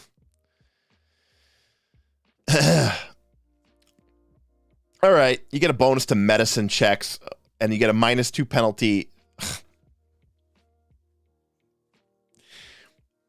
Somebody's getting paid by the word. That's all I can say. Whoever wrote Secrets of Magic was getting paid by the fucking word, okay?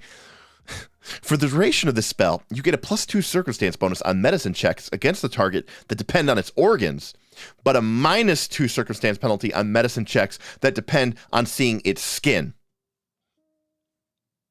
What are we doing here? What? You're putting this first?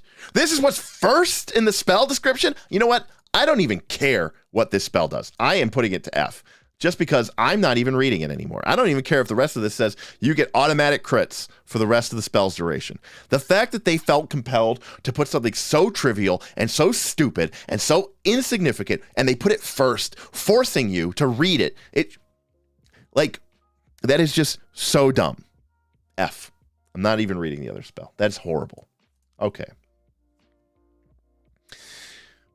Positive attunement. You know, I'm sick. I don't have time for that shit, okay? Every wall of text flavor spell for has F. That's very true. Damn it. That's a great tier. That is actually a great tier. The number one spell that would go into that spell is the one where you use the shadow to randomly steal someone's spell. I can't remember the name of the spell, but I really hated it. But that spell is horrible. No, I promise you, Floyd, it's not an okay spell. All right. Wait. I'm moving on. Umbral Extraction. That's the spell. That would get a TF. That's a TF. It goes in the T category and it's an F. All right. Positive Attunement is our next spell. Umbral Extraction. All right. Skin is an organ. That's what I've always been heard. That's what I've always been told, Galarian. I've always been heard skin is your largest organ. And now this thing's trying to tell me it's not. Pathfinder 2 is trying to tell you that science isn't real. All right, so I touch a creature or an undead creature, and they get to make a saving throw, potentially.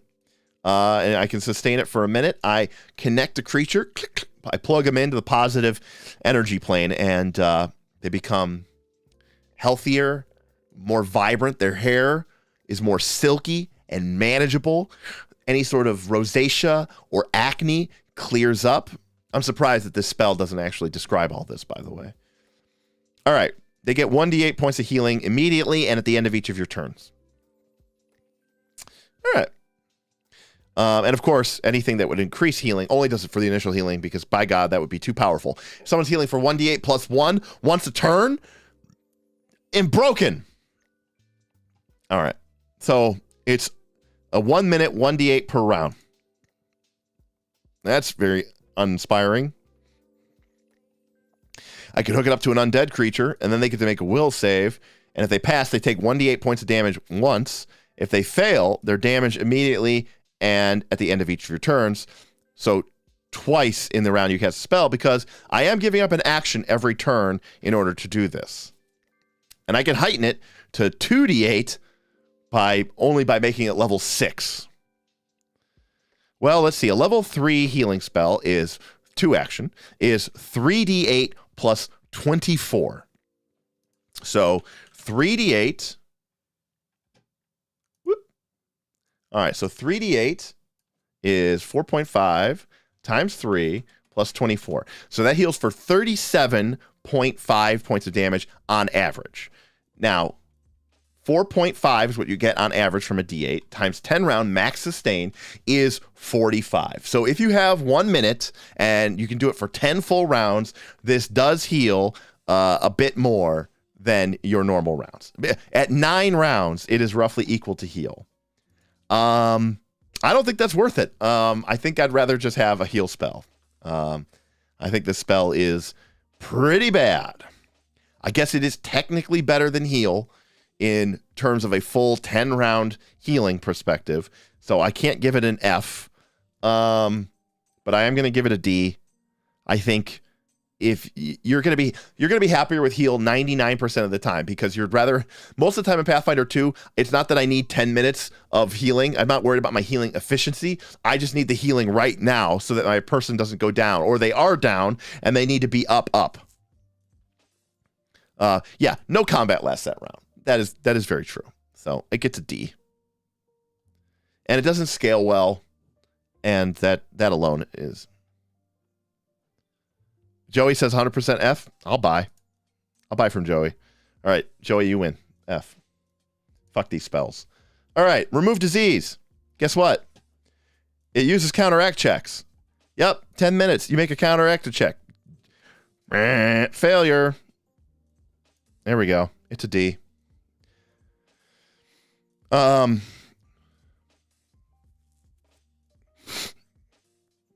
Let's see. Is there anything with weakness to positive damage? Yes, there's a couple of undead that do have weakness to positive energy. Like some zombies, I think. All right.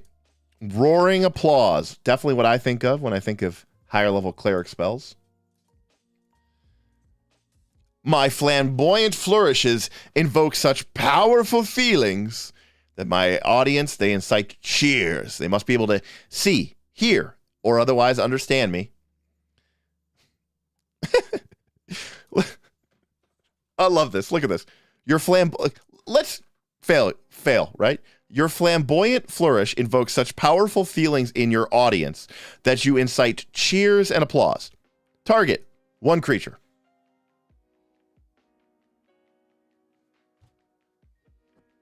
What happened here? Somebody got carried away. They were getting paid per word.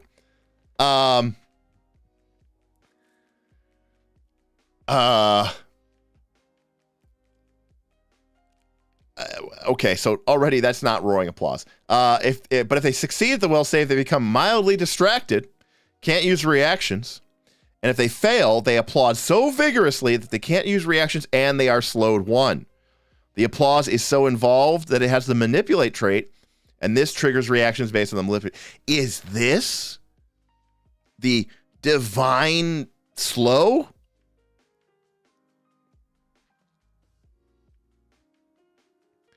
They have total entropy is totally right.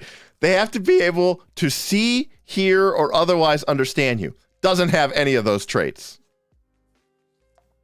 Well, you would want this over hideous laughter, because this basically, by the way, does the same thing as hideous laughter, because you don't have hideous laughter because it's a divine spell, and hideous laughter isn't that. Let's take a look at this.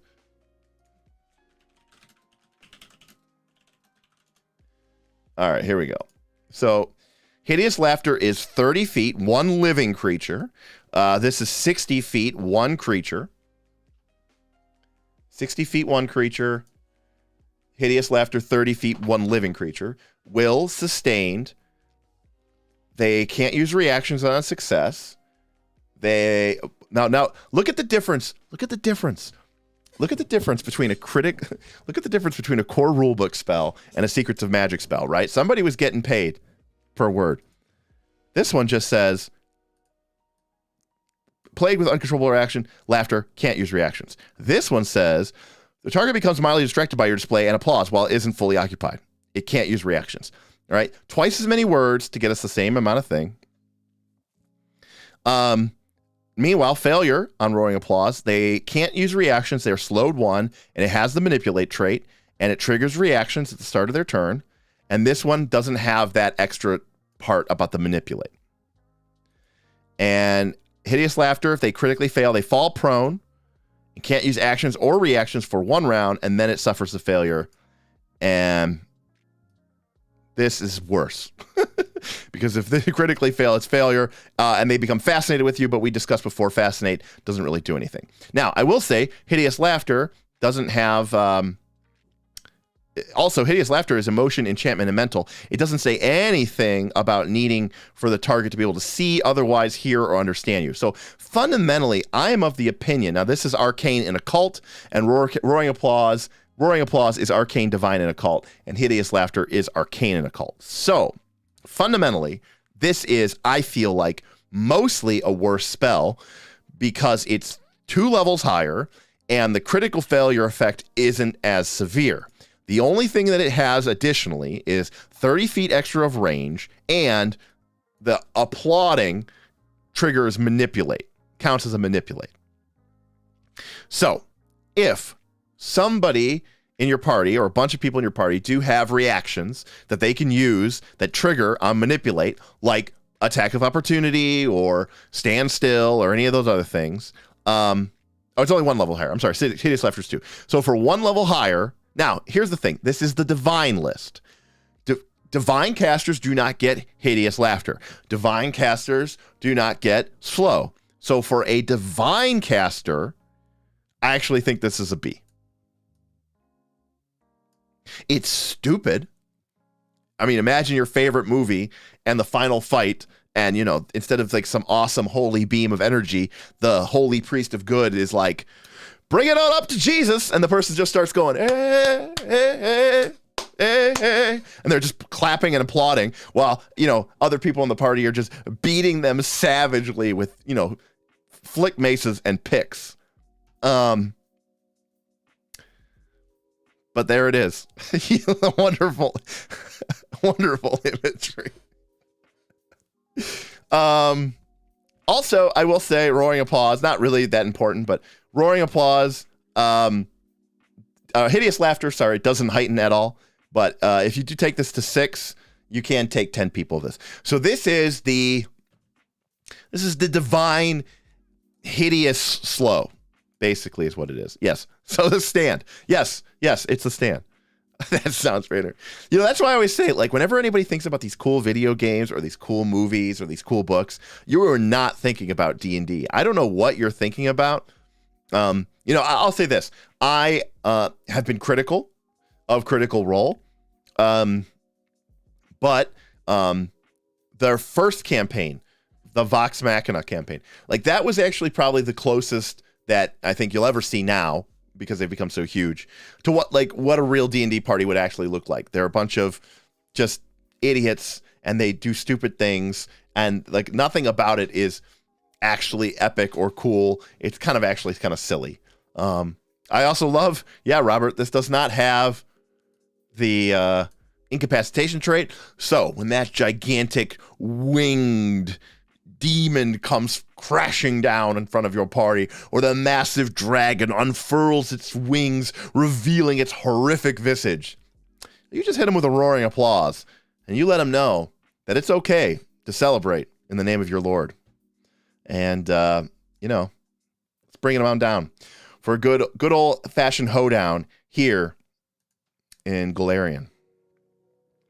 All right, we're moving on. I don't have time for this. Even more A for the heighten. You're on board with this. I love that description so much. Is it weird that I want this to get the HTS treatment? Rory. Oh man, that's horrible. That's right. It doesn't specify, you know. It depends on the creature. Oh, slow clap is nice, Robert. You know, they're just like. Also, by the way, you know, it says here they just have to be able to see, hear, or otherwise understand you. But like, there's a lot of creatures that you might be able to use this on that may not even really have limbs. Yeah, that's true. That's true. That is true. All right. What a stupid spell. There are a million ways to create this effect in a fantasy role-playing game, and they chose quite possibly the worst possible one. So, good. Good. If a bard had this spell, would that be cool? I guess. I don't know. It still seems silly and stupid to me, so I can't give this spell an A just because it's stupid. I mean, the effect of it is stupid. All right. Rouse skeletons. This is probably not an evil spell. Nope, not an evil spell. Instead, I'm causing misshapen skeletal forms to erupt from a solid surface, such as a stone floor. But not evil. Anybody can do this. My good cleric, they're fine with it. So we got a 60-foot burst, or 60-foot range, 10-foot burst, and it's a reflex save, and it becomes difficult terrain. It's okay. It does 2d6 slashing damage when they first appear, and they get to make a basic reflex save. And then on subsequent rounds, the first time you sustain the spell, you can move the area of the skeletons up to 20 feet within the range and deal 2d6 slashing damage to each creature in the new area. Okay. So this is a little bit better than some of the spells that we've seen in prior levels, where we saw this sort of damage over time area of effect. But I think there's two really important takeaways from this. A lot of those spells, because they were like conjuring a cloud or something, took 3 actions. This only takes 2, and but you can move this area of effect. So essentially, you're only doing 2d6 damage. So you basically would have to keep this thing going for a bunch of rounds to even equal the damage of a single fireball, which is going to be 6d6 damage. Yeah, if you sustain this over 3 rounds, but it's not even with, because at that point, Floyd, you will have spent 4 actions on this spell, and the fireball would only be 2 actions. You do get the benefit of it being difficult terrain, but it is very hard to see this spell as being very highly competitive. Galarian says another one that is Oracle uses often. Interesting. I would figure that this spell is probably average at best. So, I mean, unless someone has a good reason for me to not put it here, I'm going to say that this is a C level spell. I don't see the damage as being particularly increasing. And I think area denial does become less important as you get higher level, because more and more creatures get alternate ways of attacking. They can fly, they are incorporeal, they have alternate means of moving and teleporting. Like, difficult terrain at level 5 or 7 is a lot different than difficult terrain at level 1 or 2 or 3. So I'm also very not impressed with this heightening of +2 for 1d6. That's not great, Oh, it's very cool thematically. I agree with that. I think it's very cool in that respect. I don't even think it's that bad. I'm not saying it's a D spell. I think if you take the spell, I think it's totally fine. I just don't think it's doing anything that's super special and super unique, and I think there are a lot of things. That's probably true, Iago, in terms of area denial. But I also have to understand that the Divine Spell list isn't designed to do certain things. And just because it's the best that it has still means that,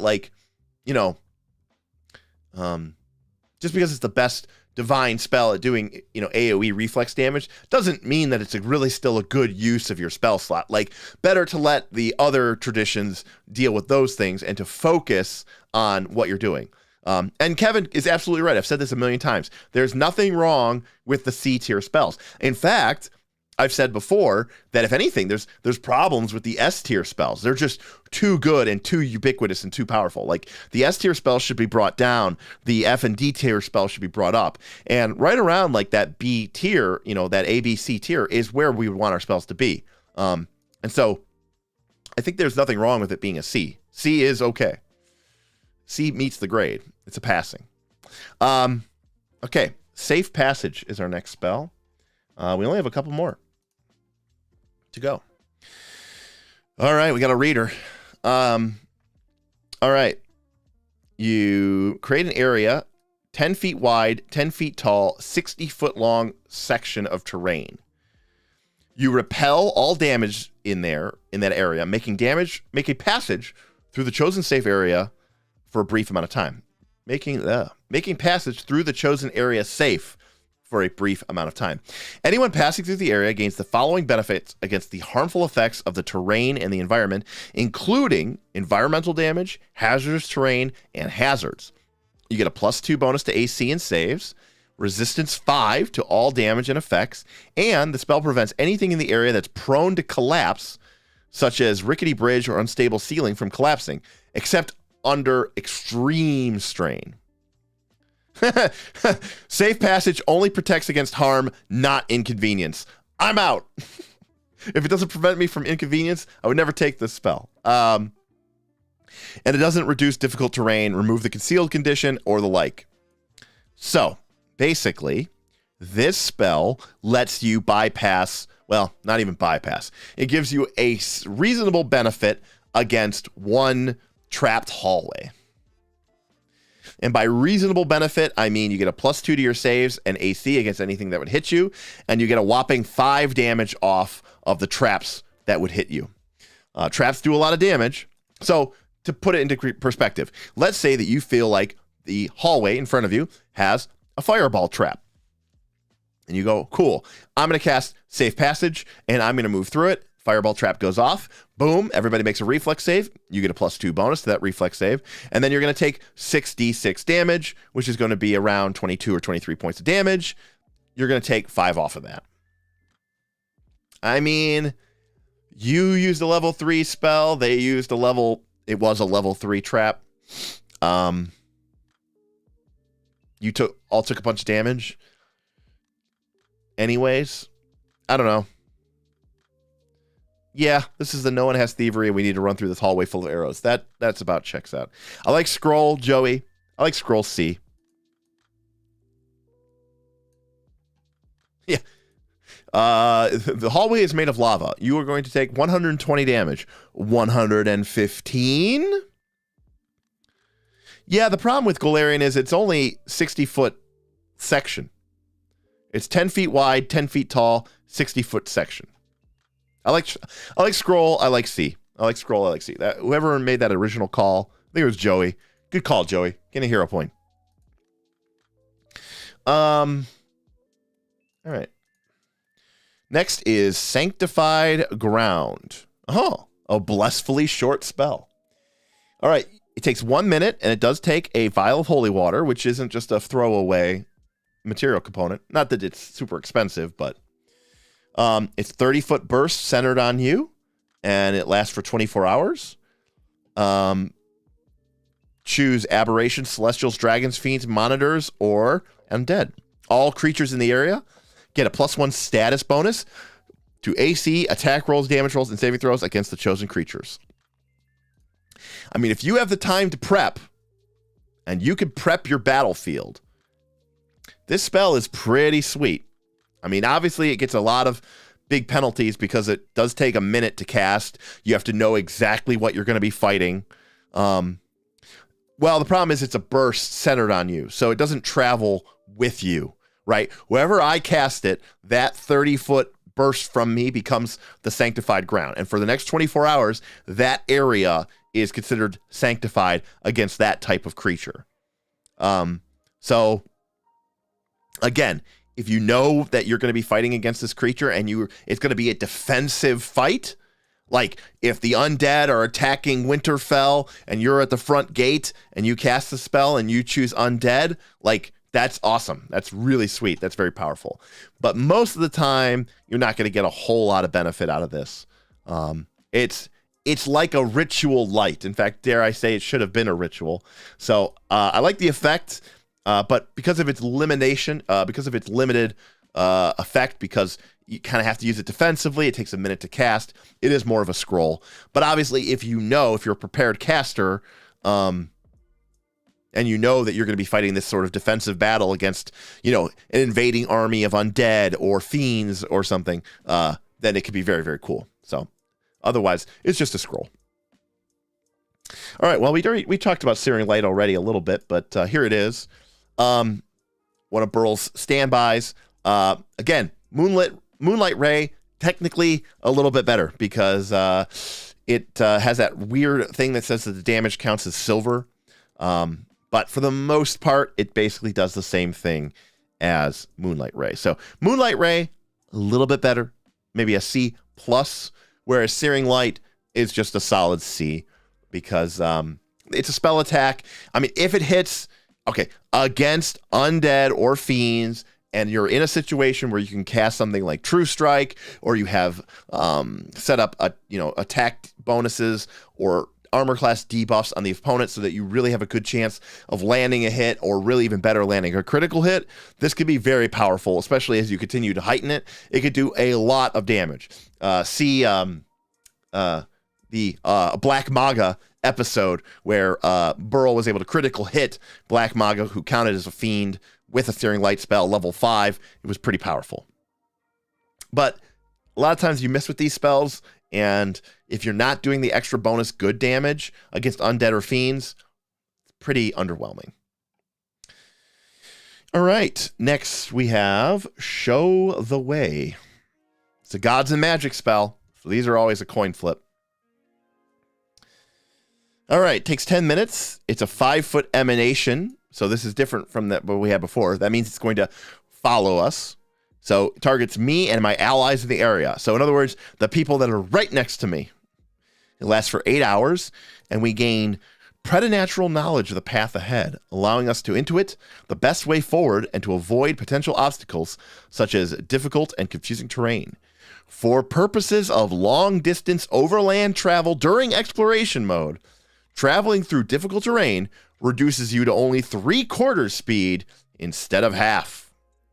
And traveling through greater difficult terrain only reduces you to half instead of 1/3. It does nothing about falling into traps or encountering any other obstacles or hazards. So, yeah, yes, Kevin, this one gets rid of the inconvenience. This is a pretty weak spell. Honestly, I don't think anyone ever is going to cast this spell.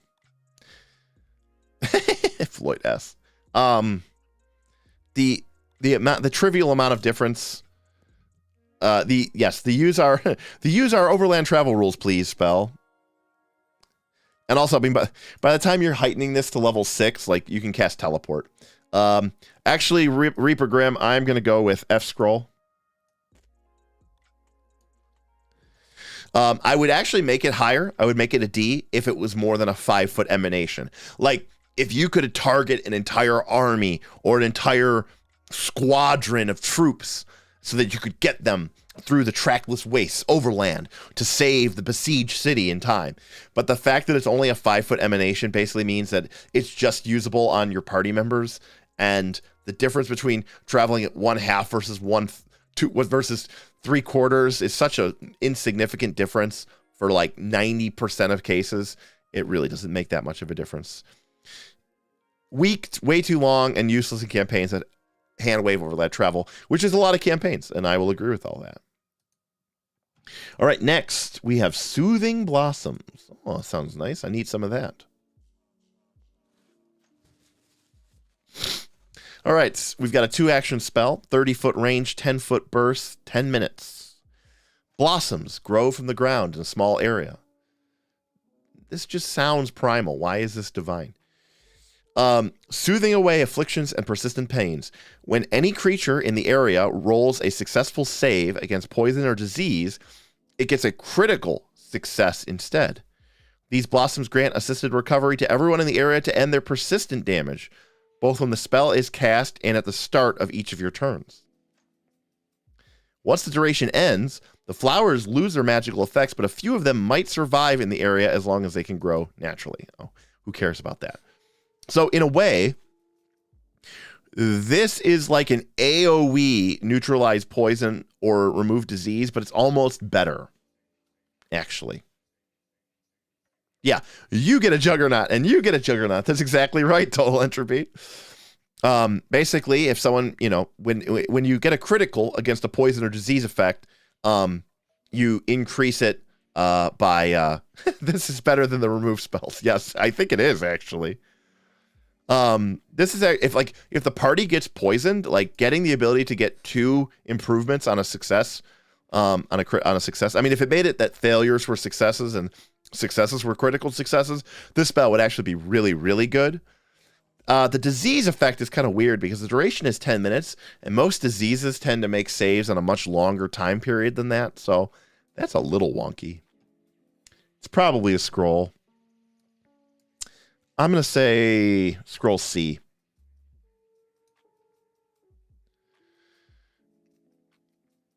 All right. Vampiric Touch. All right, last couple spells here.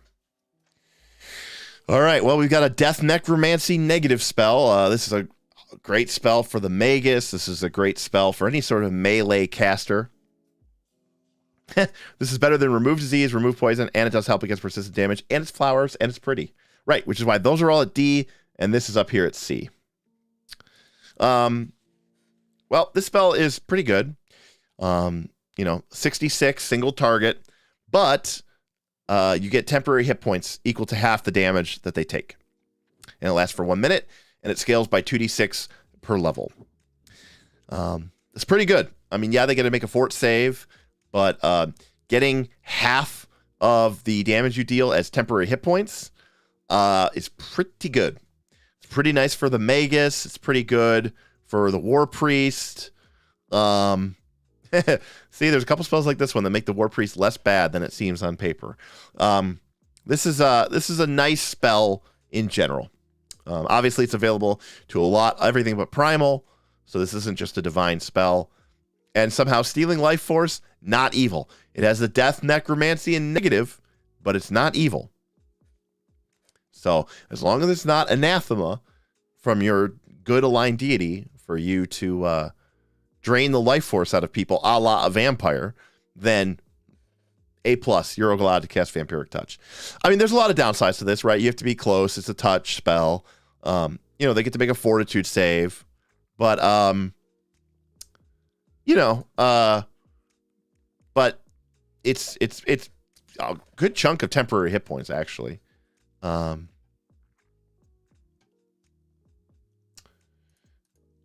I like B for Vampiric Touch. I think it's a good spell. The damage is, it's 66, which isn't huge because it's like normal, but it's not AoE. We know a fireball does 66. But you're also getting this ability to get half of that as temporary hit points, which is pretty nice, which is actually really nice. So the temporary hit points take the form of sparkling. Yes, you have to sparkle like Edward. All right. We got the Wanderer's Guide. It takes 1 minute, and it lasts until your next daily preparation. That's pretty nice. What do we get for this? We call upon the Beyond to guide our route. When I cast a spell, choose a destination. I receive an inspired route to that destination, allowing you and allies who travel overland with you to reduce the movement penalty from difficult terrain by half for the duration, as long as you don't deviate from the inspired route. Isn't this the same spell?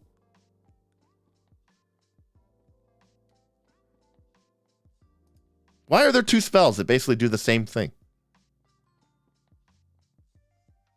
You know what?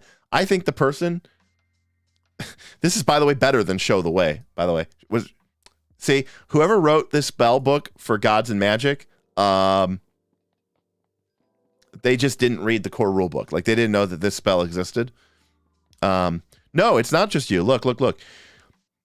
Allowing you and allies who travel overland with you. So, in theory, this could let you lead a troop or a squadron of troops over the difficult terrain. This is the army transport spell. Exactly. What the hell?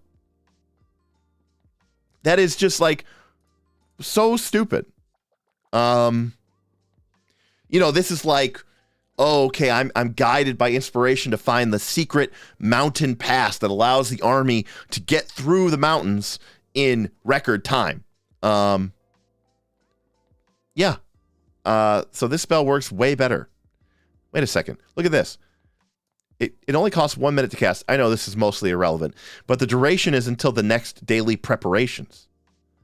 Show the Way takes 10 minutes to cast, and it only lasts for 8 hours. What the hell, man? F minus. That's actually embarrassing.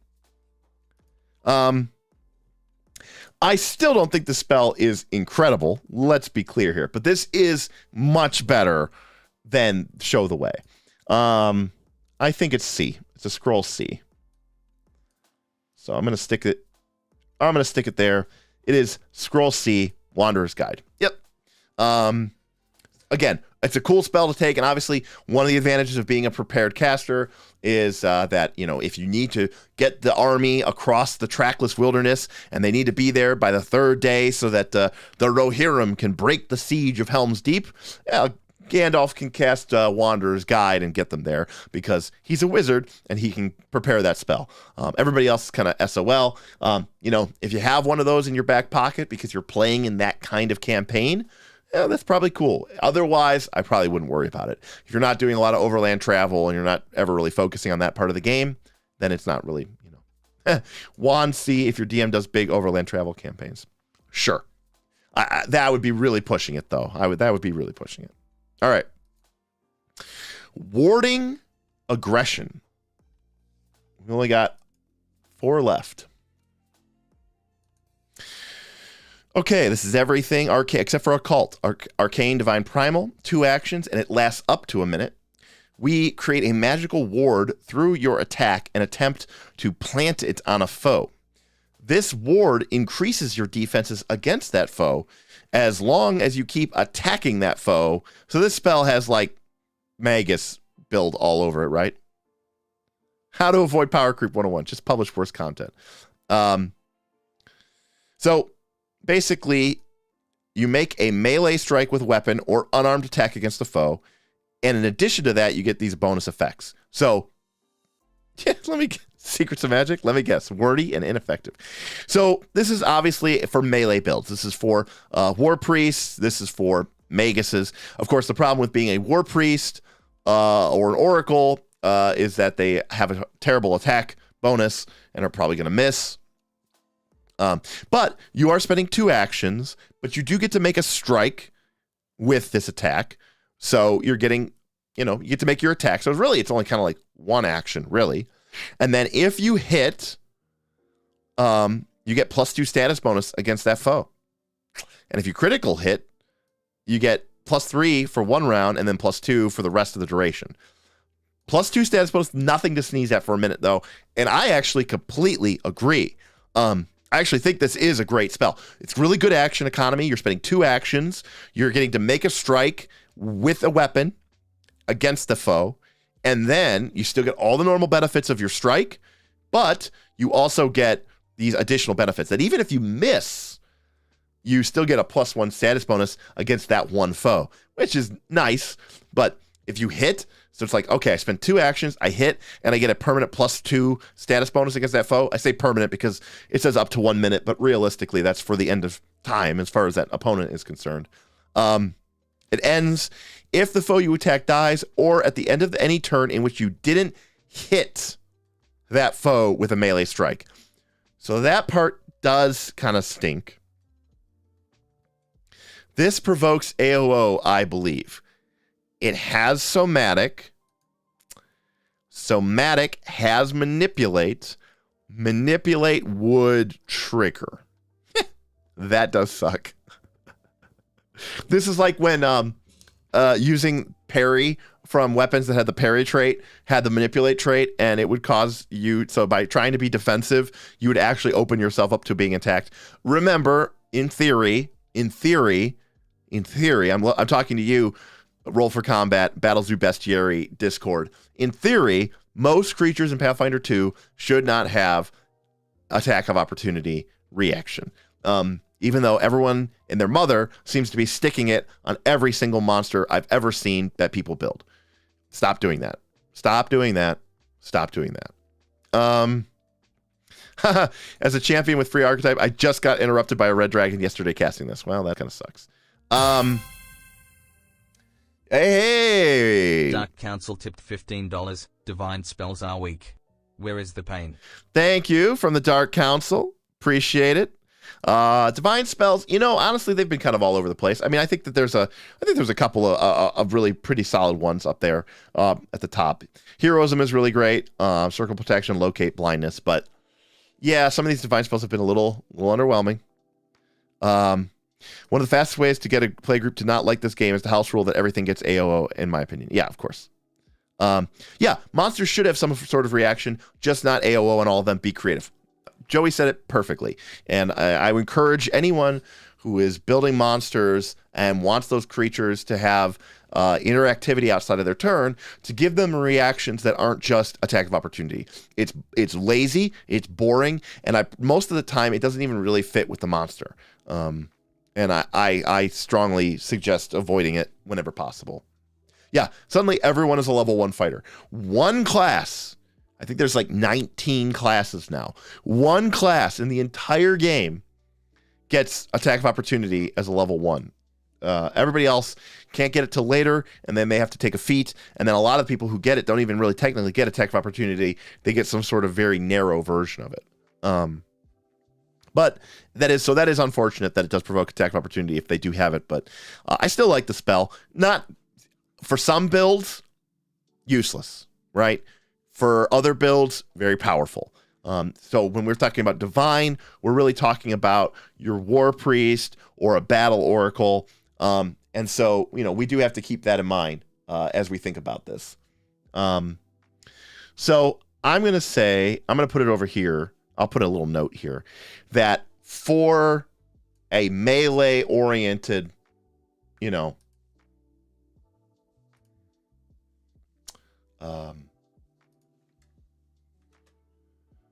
we go.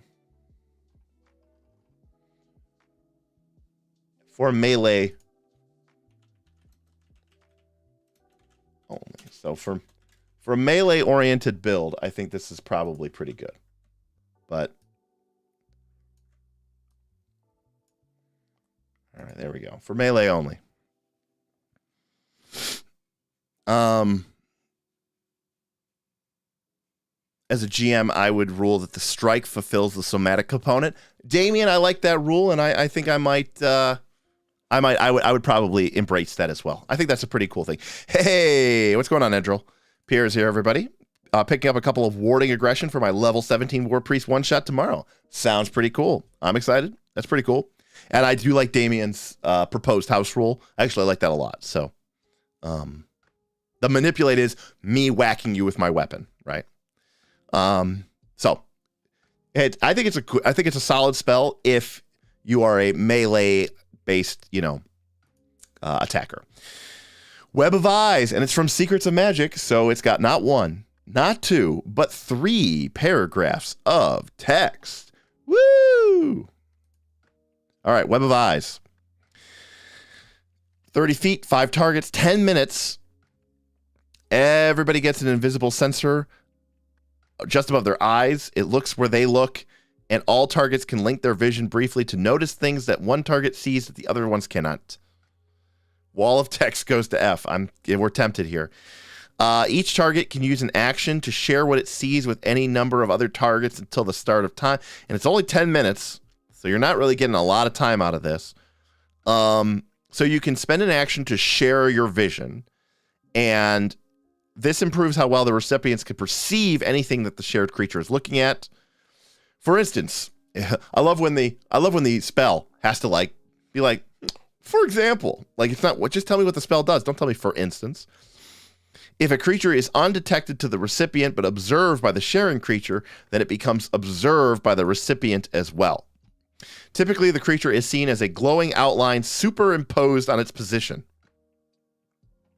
Yes, it is a spell that lets everyone do a silent tell others actions. Yes. I do agree with what Reaper just says here. 10 minutes kills it. The spell is not long enough to do what I want it to do at only 10 minutes long. I'm going to put it in D tier. And I really don't feel any two ways about it. All right. Whirling Scarves. Gods and magic, of course. You surround yourself in a vortex of whirling scarves. Who comes up with this?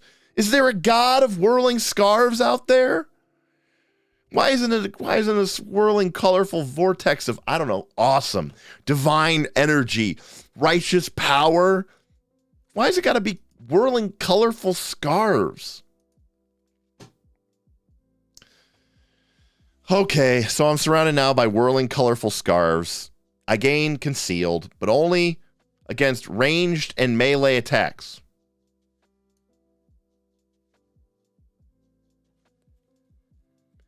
What other type of attack is there?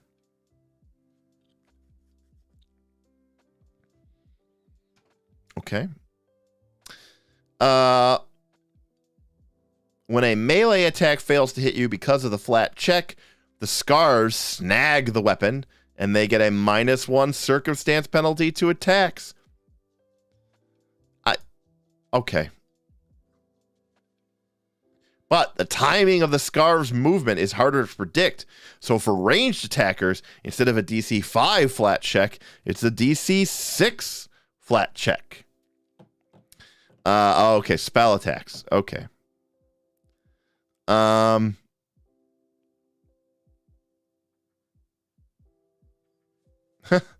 Nice. I approve. Bladed scarf. Okay, that's a favored weapon. Bladed scarf is a favored weapon. Okay. Okay. Well, they had a thing for scarves in this book. I don't know. This spell just seems like way more effort for a blur that very occasionally has. Again, remember, the creature takes a -1 circumstance penalty to further attacks with a weapon until the end of its turn. So, it already made one attack against you. So basically, it's like its second attack is at -6 instead of -5. It's fairly pointless. So this is just like, see, that's the thing, Kevin. That's what I thought. I was like, aren't spell attacks still ranged attacks? Maybe they're not. Maybe that's a different thing. I mean, I guess this spell is just kind of like a higher level, slightly better blur. So I guess I'll put it at C.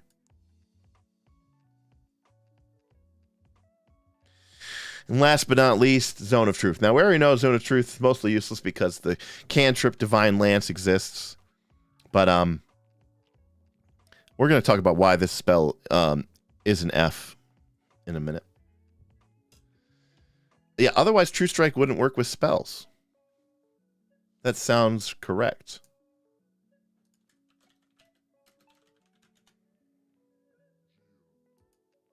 Let's see what True Strike says.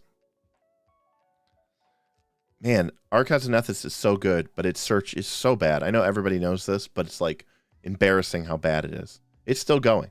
Whereas if I go here and I type in PF2 AON True Strike, I will actually look. It's still loading on my other one, and it is here already. Look at that. It's still not done. What is going on there? The next time you make an attack roll, so it just says attack roll. So a spell attack uses an attack roll, and a ranged attack uses an attack roll, and a melee attack uses an attack roll, I guess, is where that goes from. Okay, say, look, it finally loaded. Okay, so Zone of Truth, it busts out a zone that lasts for 10 minutes, and creatures are compelled to only speak the truth. Creatures within or entering the area have difficulty lying. Each potentially affected creature must attempt a will save when the spell is cast or when they first enter the area. It uses the result of this save even if they subsequently leave and then re-enter the area. Affected creatures are aware of this enchantment, therefore they can avoid answering questions to which they would normally respond with a lie, or they can be evasive as long as they remain within the boundaries of truth. And here's why this spell is silly. Because you, the person casting the Zone of Truth, okay, I'll give you a great example. Let's say that this was a spell that really existed in real life today. Now, all you have to do is prove that someone is guilty beyond a reasonable doubt in the U.S. court of law. So, someone comes in to our courtroom, and someone casts Zone of Truth, and they put them into the zone of truth, and someone asks them, hey, did you kill that person? And they say, no, I did not kill that person.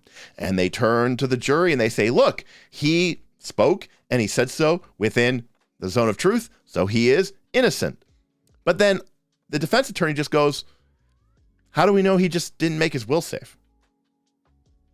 He only can't speak lies if he failed the will save. So we don't know if he failed or if he passed the will save. So this doesn't actually help us tell if they're telling the truth or not.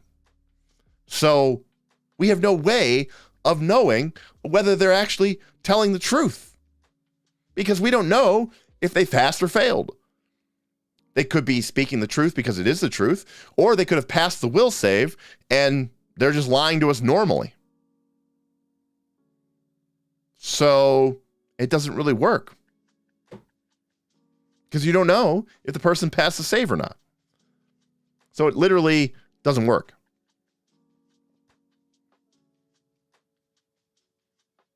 Well, no, but think about it this way. I enter into the area of the zone of truth. I make a will save. All right. Oh, Jason's tipping. Jason B tipped $10. Here is an idea for a spell. Bone walk. Target a bone you think you can see. If the bones belong to a person who can walk, they get a +2 survival check when exploring the wilderness. However, if that person has skin, they get a -2 survival check. Makes sense. Yep, I like it. +2, -2, you have to check if they have skin. They nerfed this spell for no effing reason. Whiny GMs complaining about players playing smart. Ding, ding, ding, ding, ding, ding, ding. That is correct. I wish I had like some sort of thing on my sound pad, because that's 100% correct. They nerfed this spell and they made it uncommon because players would use this spell for basically like, hey, we have access to magical spells that let us detect and determine truth and alignment. Oh, we had this cool mystery adventure that I written and planned, and my players just cast Zone of Truth and it ruined it. Damn you, Paizo, for designing this stupid, dumb game. I don't know what to tell you. Having this in the game doesn't do anything, because yeah, even on a critical failure, the worst possible result, they could just choose not to answer. Plead the fifth. Just get rid of the spell at that point. Just get rid of the spell at that point. Why continue with this charade? F.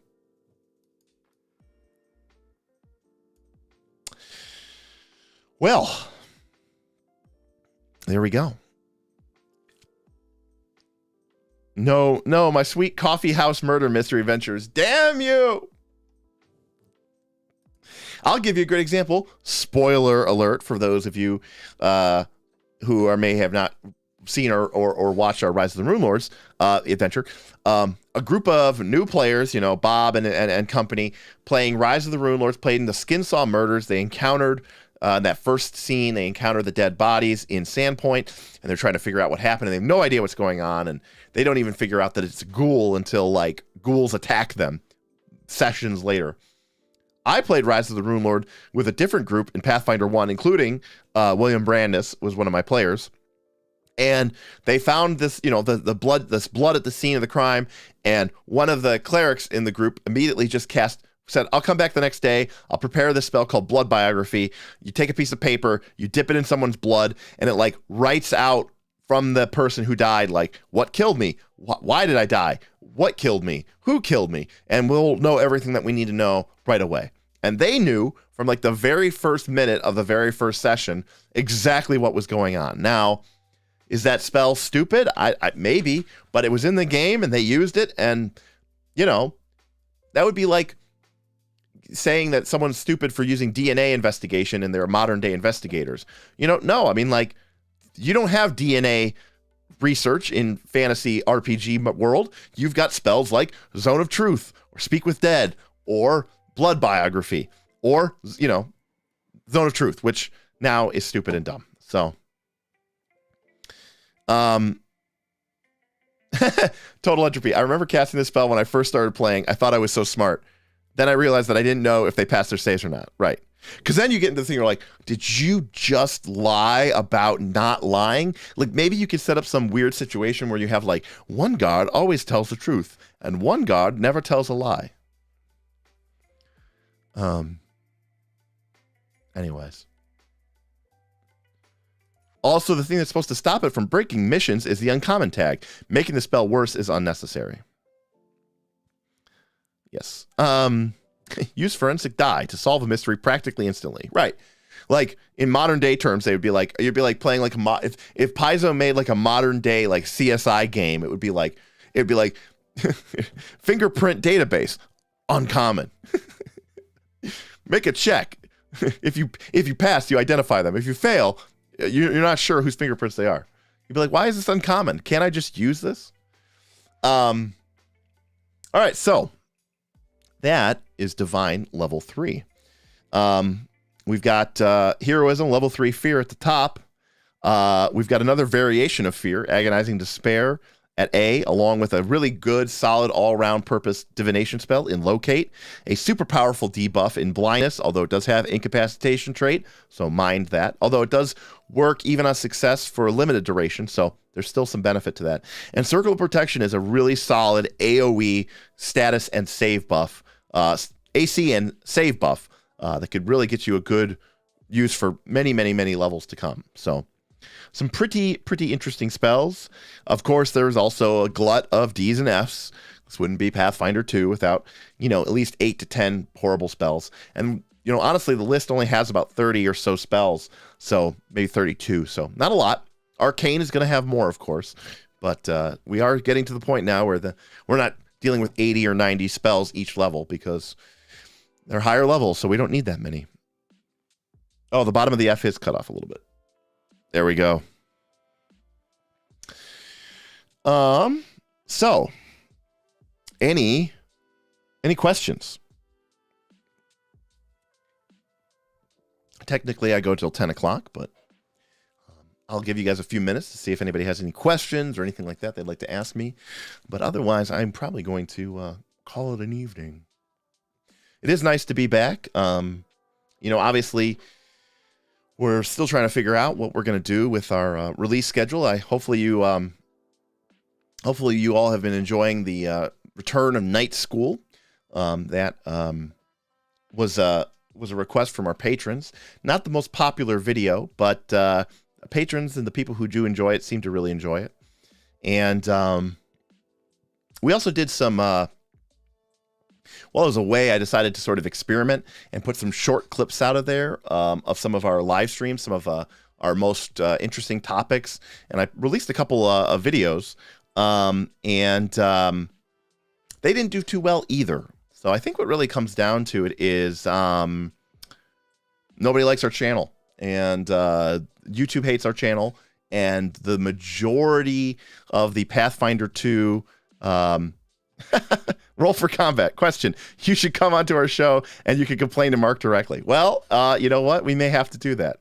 The folks from Roll for Combat did invite me to come onto their show, and I think we talked about some scheduling issues. I actually mentioned to them that I was going to be traveling and wouldn't be available, but I think we will take them up on that. So yeah, Roll for Combat. Listen, I don't want Mark to think that I'm attacking him, but I would have some questions for him. For sure. The short videos people did, there were a couple of comments. I'm just talking about we just didn't get a lot of views. So, because one of the things that we're trying to do as a channel is figure out a way, you all understand that we aren't the mainstream RPG media. I guess that sounds horrible, but I'm critical of things. I don't like everything. I think some things are bad. I think some things are great. If something sucks, I'm going to call it out. If I don't like something, I'm not going to say that I do.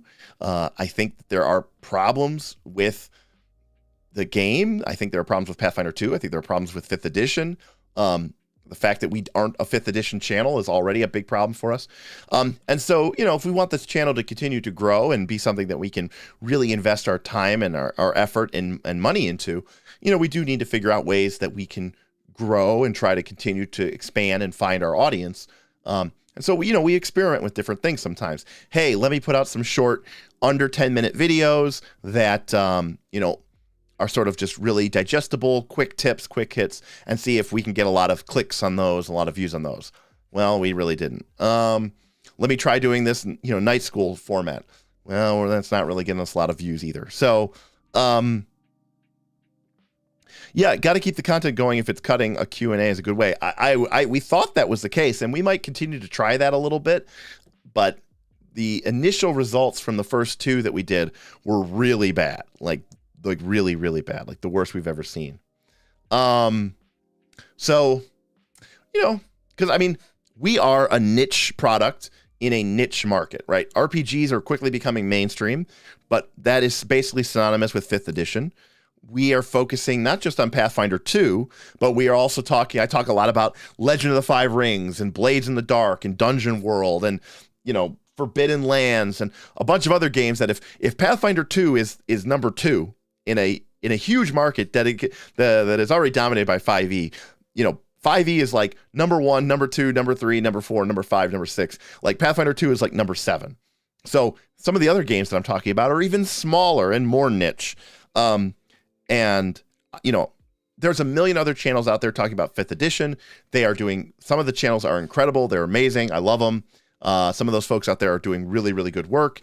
And they have tens of thousands, some hundreds of thousands of subs. And I certainly, my hat's off to them. And that's just not a market that I'm interested in trying to get into. And quite frankly, I don't know that I have as much to say about 5th edition that probably hasn't already been said a million times already by other people. And quite frankly, too, there's a new edition coming out here in the next 2 years. So it seems like a silly time to try to get into 5th edition now. But, we do want to figure out a way to grow our channel and find new audience members and find new people who may want to join our Patreon. And again, Patreon is 100% like what this channel is all about. And yeah, Roll for Combat, and so I will actually kind of speak directly to Roll for Combat's point about that. I view very much YouTube as a way of reaching new members who might want to be part of this sort of niche community. And one of the things that I look at is something like our Patreon members. We don't even have 4,000 YouTube subs, but we have 150 plus patrons. No Nat, who is obviously the GOAT in the Pathfinder 2 market, he has 20,000 YouTube subs, but we have more patron members than him. So on a percentage basis, we only have 4,000 people. We have 1/5. We have 20% of the YouTube subs that someone like Nonat has. And that obviously affects things like how many views we get and what sponsors may want to work with us. They look at our numbers and they go, hey, you don't get as many views or you don't get as many things. But the audience members that we do have are very loyal. They are members of our Patreon. They come to our live streams. They communicate. They leave comments. They join these streams. They tip. They donate. They chat with us. They watch our videos. They watch all our videos. They watch the whole video. And so we see that we get really intense interaction and really intense loyalty from those people that we find. And we understand that that is more precious than anything. So what I'm saying is I do not want to create mass market appeal because I think we will lose some of that. What I am saying is that we do need to figure out a way to find those people and, bring them in and figure out a way to do that. That's all. I'm just here to hate watch. We also get a lot of hate watchers, and I love it, honestly, personally. Because if you have people hate watching, I don't know that you're actually hate watching, Joey, but if you actually get hate watching, it means those people are sometimes more loyal than the people who love you. And I'll take the view all the same. But we establish, or we accept the fact that we're never going to make a lot of money from YouTube itself, YouTube directly, because we're never going to have the views, we're never going to have the subs of someone like, the dungeon dudes or taking 20 or the dungeon coach or dungeon craft, Professor Dungeon Master, or even No Nat. We're just not going to be able to do that. We're too old. We're too opinionated. We're too stubborn. And that's going to always sort of create sort of a niche product.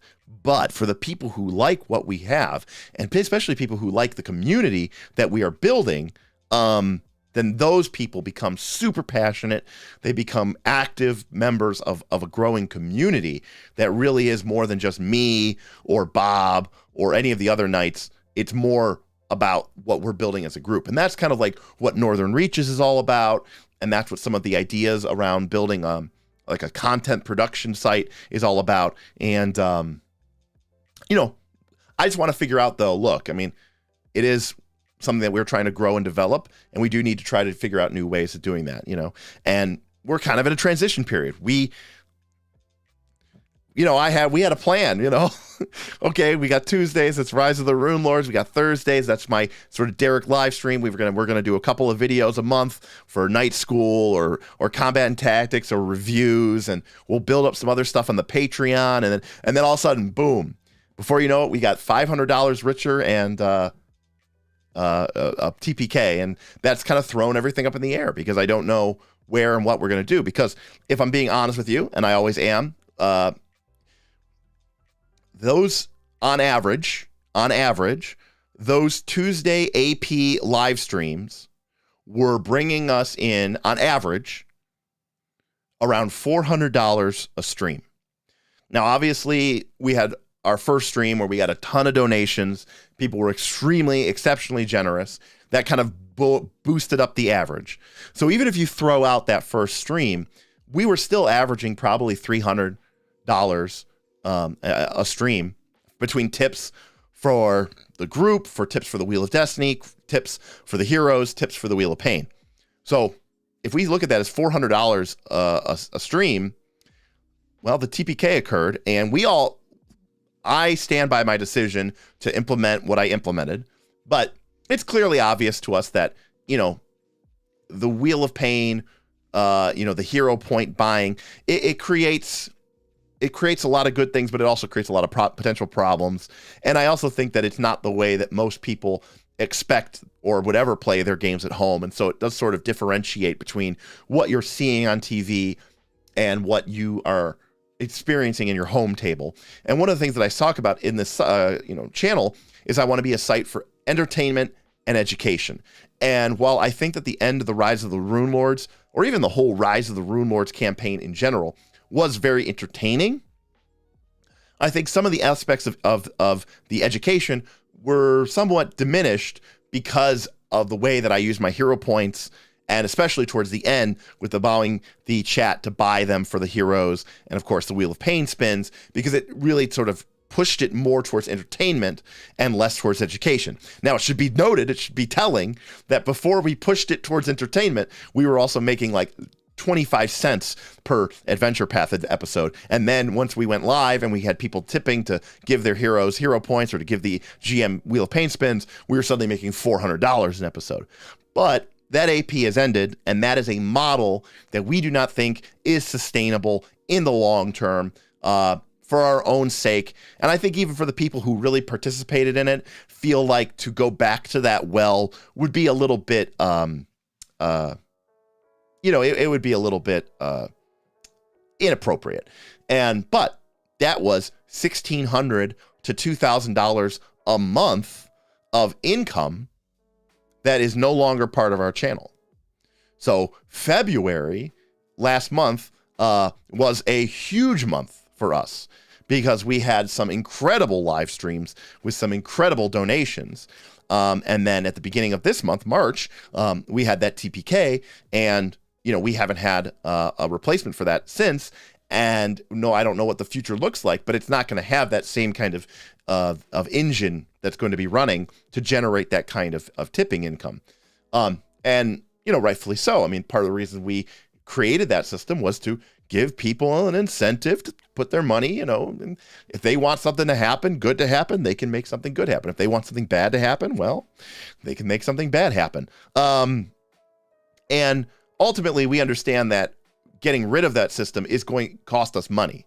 The easiest thing to do would have been to just restart up the campaign and bring it back and nothing changes, and we'll probably have kept on making money, honestly. But that's not really what we wanted to do, and I think we were even kind of like, okay, like, what are some other opportunities? What are some other options for us to consider? That being said, currently, we lost like 70% of our revenue. I mean, our revenue basically comes down to YouTube is nothing. We almost get nothing from YouTube. It really comes down to the Patreon, the people that, pay us every month, and or even people who've signed up for a whole year, which is incredible. Those people are real heroes. The Patreon, and then tips and donations from live streams like this. And, the AP was really generating a lot of interest and a lot of live streams.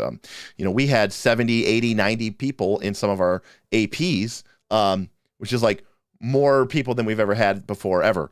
And it was really exciting, and there was a lot of back and forth. Again, was it sustainable long-term? No, it was not sustainable long-term.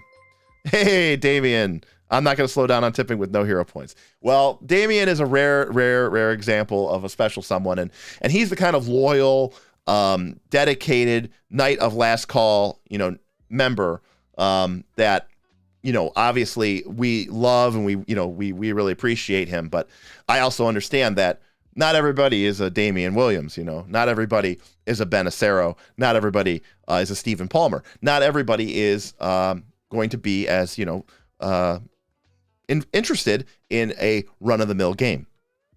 Now, that being said, there may be other options and opportunities for us. This might be an interesting way for us to look back. I mean, I can tell you with full heart that, and that, speak of the devil, $15. Good content will always get good tips. Thank you, Stephen. I appreciate that. And that is, I think, at the end of the day, we've said this a million times, which is, we all have jobs, and this is just a side hustle for us. No one's full-time.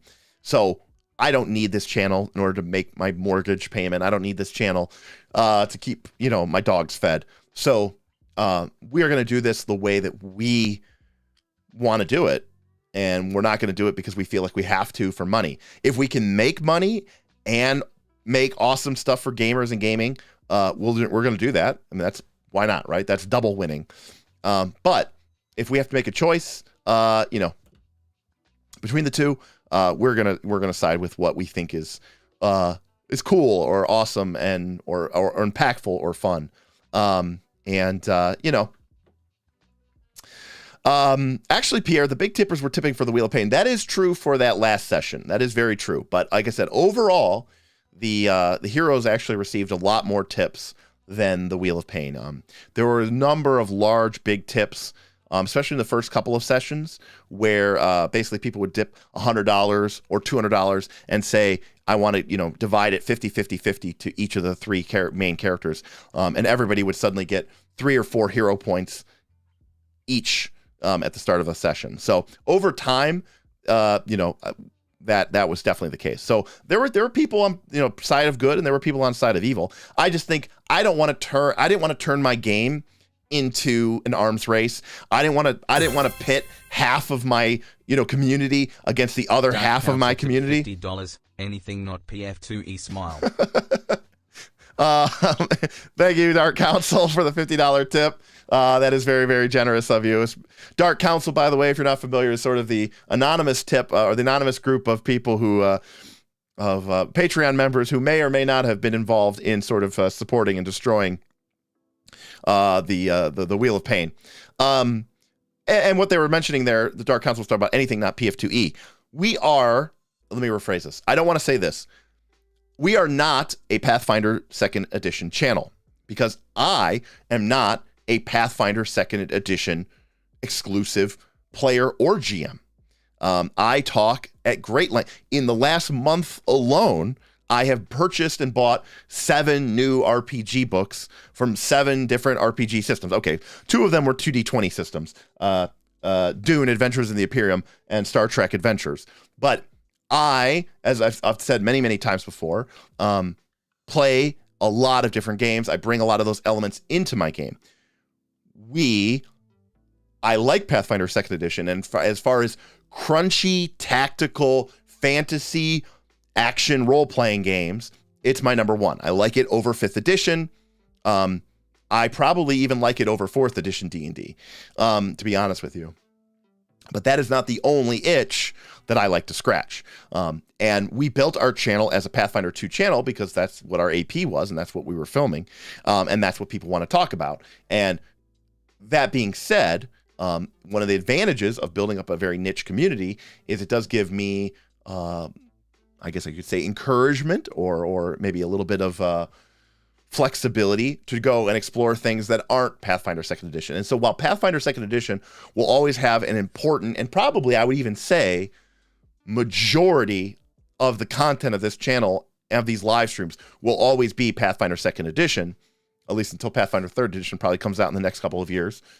That I will, for example, we just launched a massive Pathfinder 2 mega game, right? 30 plus players, a dozen or more DMs or GMs, all playing in a bunch of simultaneous Foundry servers, all of the adventures occurring at the same time in a persistent shared world where the adventures can change the plot and the outcome and the growth of this sort of living, breathing world.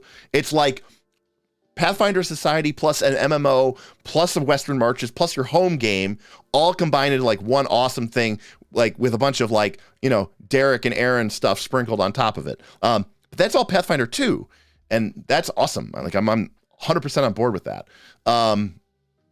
But me, Derek, Pathfinder 2 isn't the only game that I enjoy playing. It's not the only game I enjoy talking about.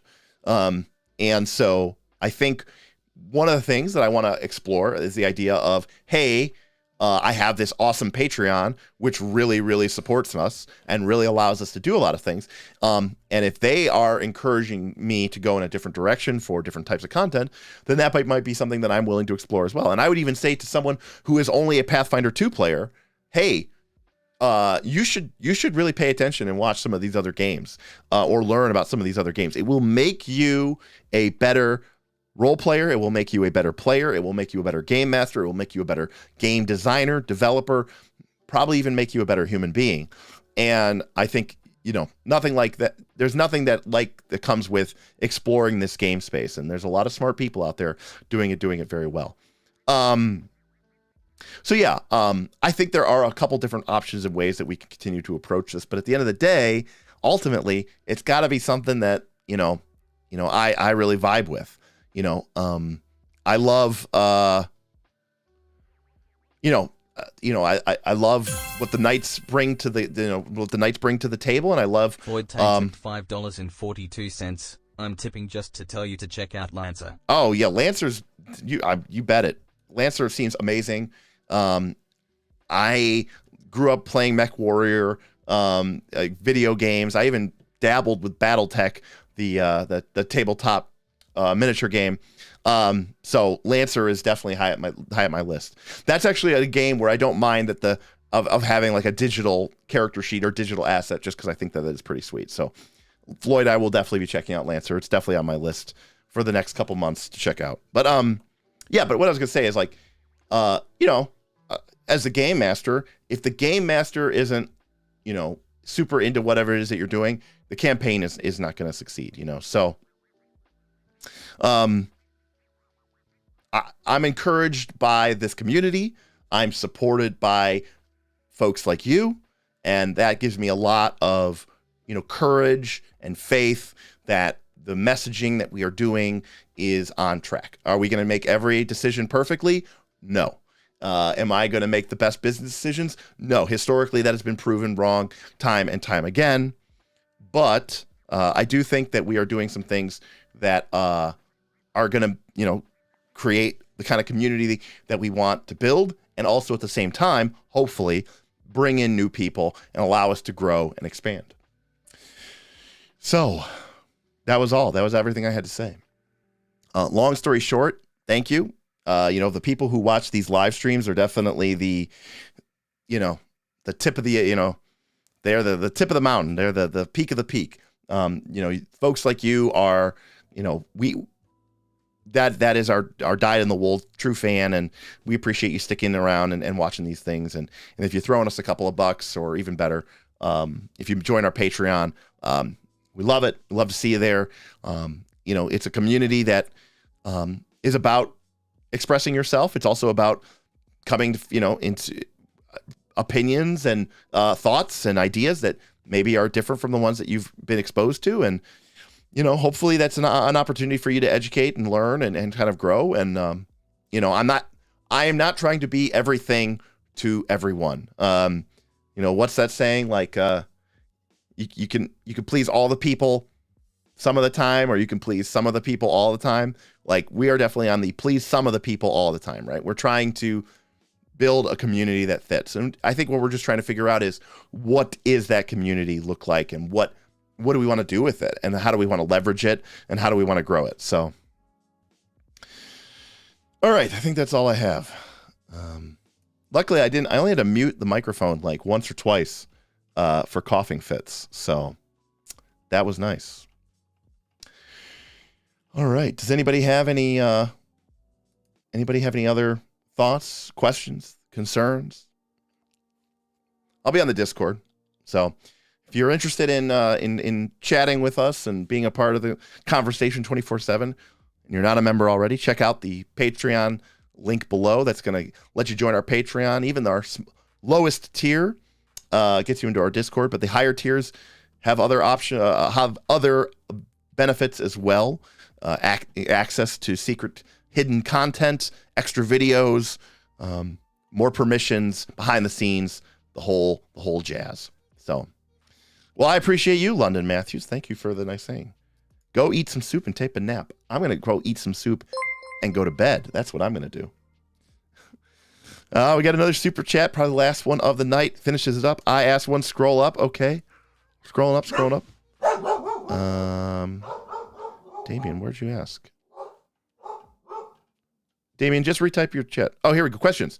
When are you going to get over dwarves wearing suits? Shadowrun has so many gameplay elements you like. It's old school dungeon crawls where you have to properly prepare and scry ahead. I'm sorry. Dwarves in suits is just tough for me to do. I don't know what it is about Shadowrun. I think that combination of fantasy plus modern is just, it's just a little too weird for me.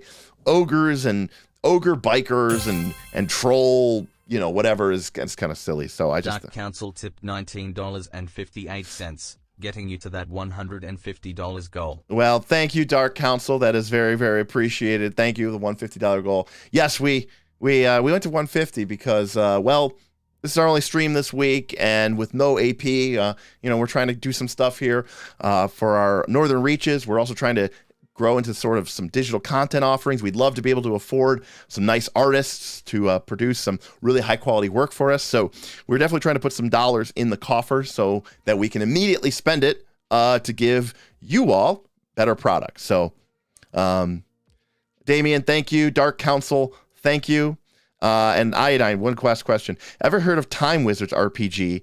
It's only 8 pages long, at least the best edition, and it would require playing in real life. Sorry for a bit of spamming. I have not heard of Time Wizards, ! RPG. But if it's only 8 pages long, maybe I'll go take a quick look at it while I'm in bed with my soup and my iPad. This is the Lit RPG tip pool. Actually, I was just listening to that on the podcast.